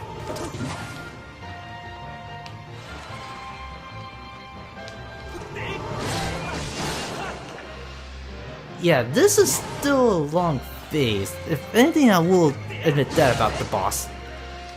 But once... I think this is the next phase? And I can't quite tell if you're... Oh, there we go, this is the new phase. In this phase, he gets tired of those blades. And he goes 6 blades on us. Now the fight takes on a different turn. And, Link, I would like it if you can move. One way to cut the immersion. Okay, there we go. Link didn't want to move for a sec. Same deal as before. Pull out the whip. And now... And you see one of those shiny swords? Time to go nuts on it! Well, if he makes... Once he swings that sword, back away. Once he swings the sword, that's your cue to cut open the other arms. Pick up the blade, and swing away. You can even cut almost all parts of his limbs. And this is so satisfying, you know?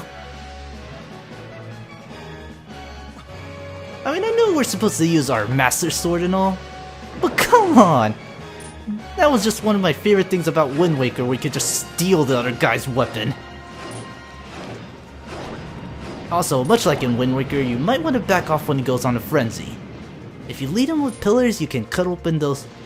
You can knock him down and you can score some hearts from him. You can also summon cursed Bokubens, so you can easily deal with them, especially if you got the Sacred Shield. All you have to do is just really watch out for that giant oversized swing. Back off, pull out your whip, pull out the blade, and go from there.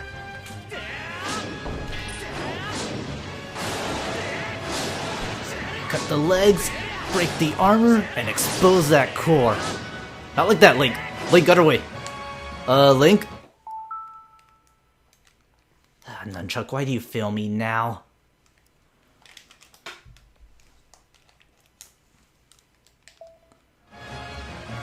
After him!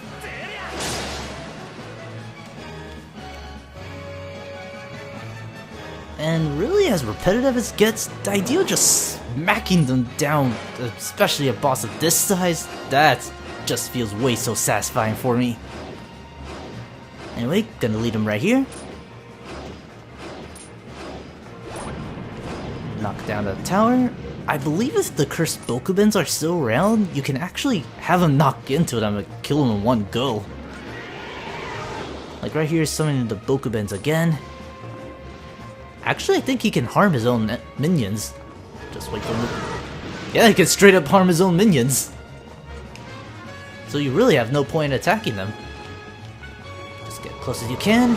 He's a little bit smarter about you backing off, but he's still kind of prone to just giving you his weapon. Cut the legs, expose the armor, break appendages, go Monster Hunter on this guy. And down he goes! This is easily one of my favorite boss fights, and I just like breaking it down piece by piece. Quite literally, now that I think about it.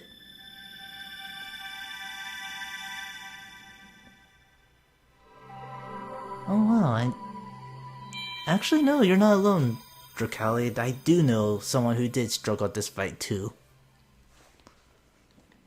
There's one fight in particular I do struggle with. You can still pick up the blade if you want, and just swing it around, but you can't carry it with you, as much as I would like to. Yeah, I know Link has his own trademark sword, but this would have been so much fun to use. Oh well. Pick up that heart container, and we're good to go to carry on to what is probably the next flame. I think we saw the symbol from Faron? Yeah, you can see the symbol right there. So that's always a nice touch.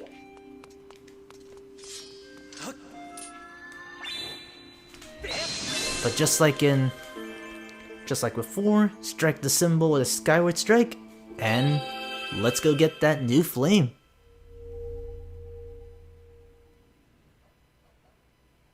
Oh, no wonder it's that symbol, and no wonder I recognized it earlier. It's the same symbol from Ocarina of Time.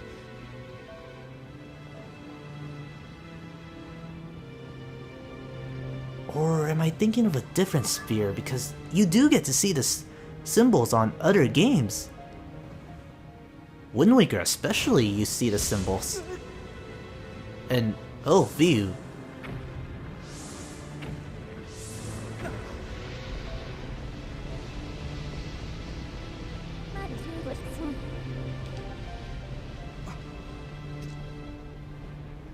That's one way to upgrade a sword.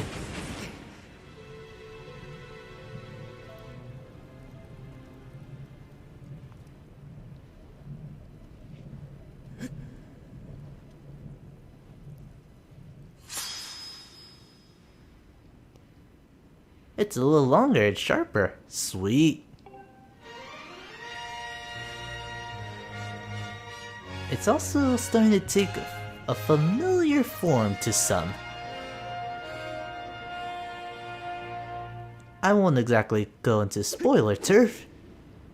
But let's just say it's a very iconic element, or will lead to an iconic element, and hello there. I don't remember you showing up this early.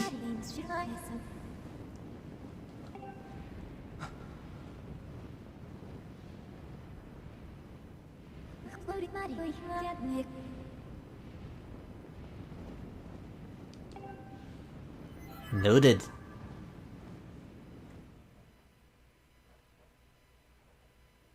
Of course I want to save from that.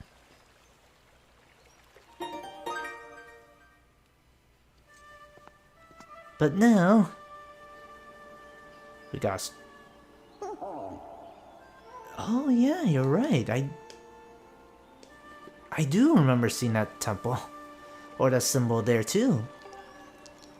So now I'm just curious if we can find the other symbols of said spirits.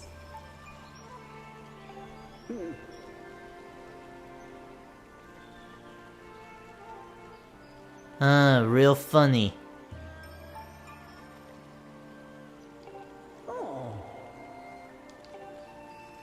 Well, at least you don't talk smack to us, I guess. That's one improvement.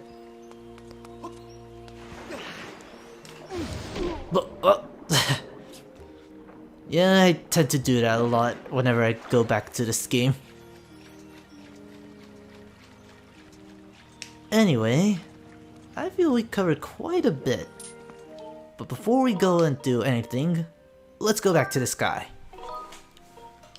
V said that our next destination is the Isle of Songs, better known as that giant location in the Thunderhead.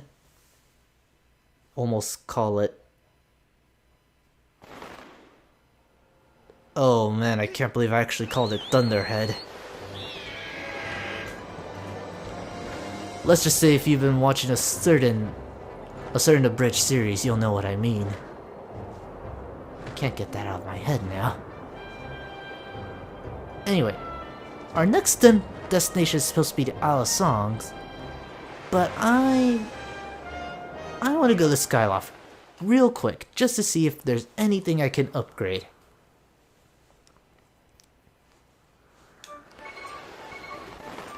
Land right here. Let's go check this out real quick.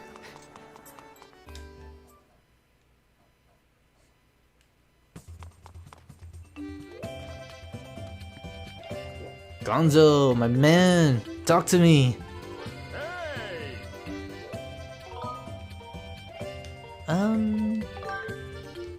Can you upgrade anything I have? Cause it's been an ongoing thing that I have all this stuff you could work with, but you can't do anything. Like, I knew I was missing something back there. The thing about cursed Bokubins is, they drop the evil crystal. Problem is, its drop rates. You can kinda guess what we're going with here. Can you do... Ooh, you can upgrade the slingshot. I am very tempted to upgrade that. Oh, you can upgrade the beetle too. Okay, wait, let's slow down for a second. Beetle for sure, slingshot's a definite candidate. The satchels and the bomb bag are definitely there for more, to hold more items. And you can upgrade the shield, even better. Alright, let's do some math. Alright, I'm good on that front. I can only upgrade the shield or the satchel.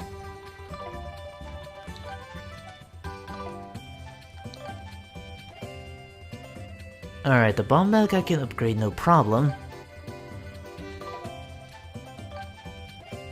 Alright, I can upgrade the bomb bag, no sweat. Oh no, I can only choose between the beetle or the bomb bag. Scared shot's fine on its own. Alright. For sure, I'm upgrading the shield. Cause I'd be an idiot to pass up that offer.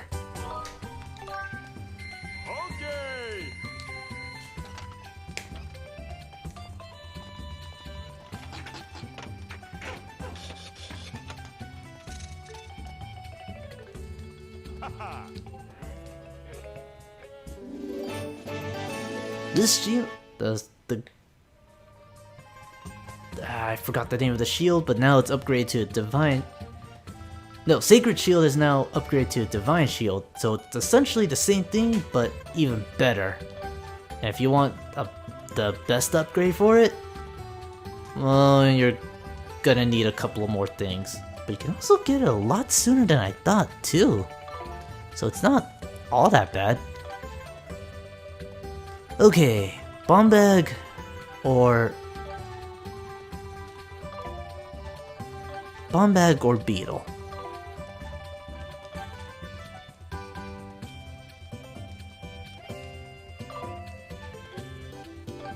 Beetle. You know what? I use beetle a little bit more often than I do with my bombs, so I will go ahead and upgrade the beetle. Plus, we do use the beetle on a daily basis. And I can usually work fine with the amount of bombs I carry. The satchel, on the other hand, I wish I could do.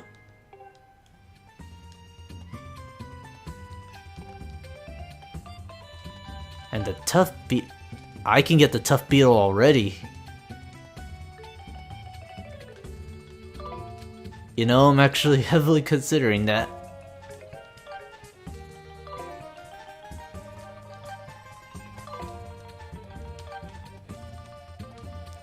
Yeah, I'm gonna fully upgrade that beetle. So now our beetle can not only go faster, it can also go even farther. And then on top of that, it can pretty much be our designated bomb dropper, even though we're not going to be able to use the bees for quite a while.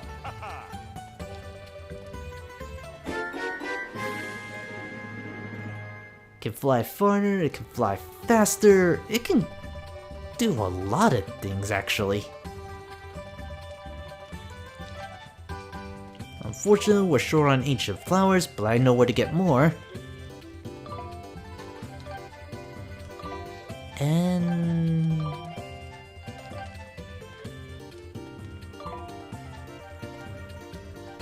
you know what? I'll go ahead and upgrade the Scattershot. Which I also love after finding out that I really enjoy having the Slingshot as one of my weapons. Yeah, go to work, Gonzo.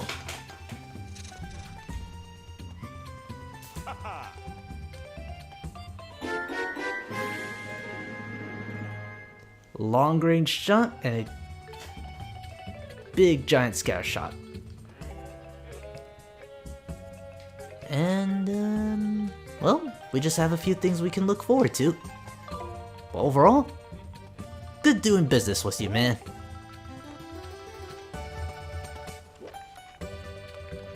Also, one other thing to note. And continuing the tradition of making the potion that we could have used the long before we came back, we have another potion ready.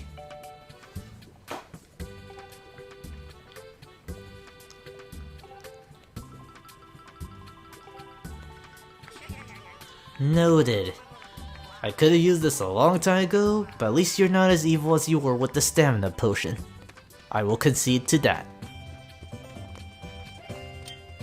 Also, no wonder it felt a little weird. There we go, much better. But, alright. I think we've made some very strong progress in today's session. We figured out the secret of what was going inside the Thunderhead. We found out that there's sacred flames for our blade.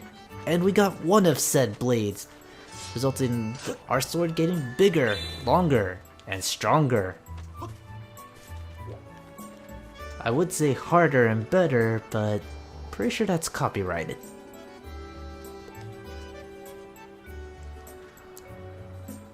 And you know what? For all that's been said and done, I think this is a good time to call it in. We even got some tools upgraded.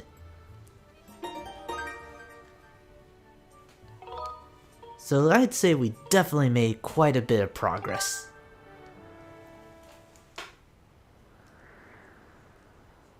And on that note, I'd say it's good to call in, all bugs aside. So, next time we continue on with Skyward Sword, we'll head back to the Isle of Songs to find out our next destination. And, you know, looking back at this game, there were a bunch of hints and other things that I completely missed on earlier playthroughs. And kind of going back to this stuff makes me why I still enjoy this game. But anyway, we'll continue where we left off next time.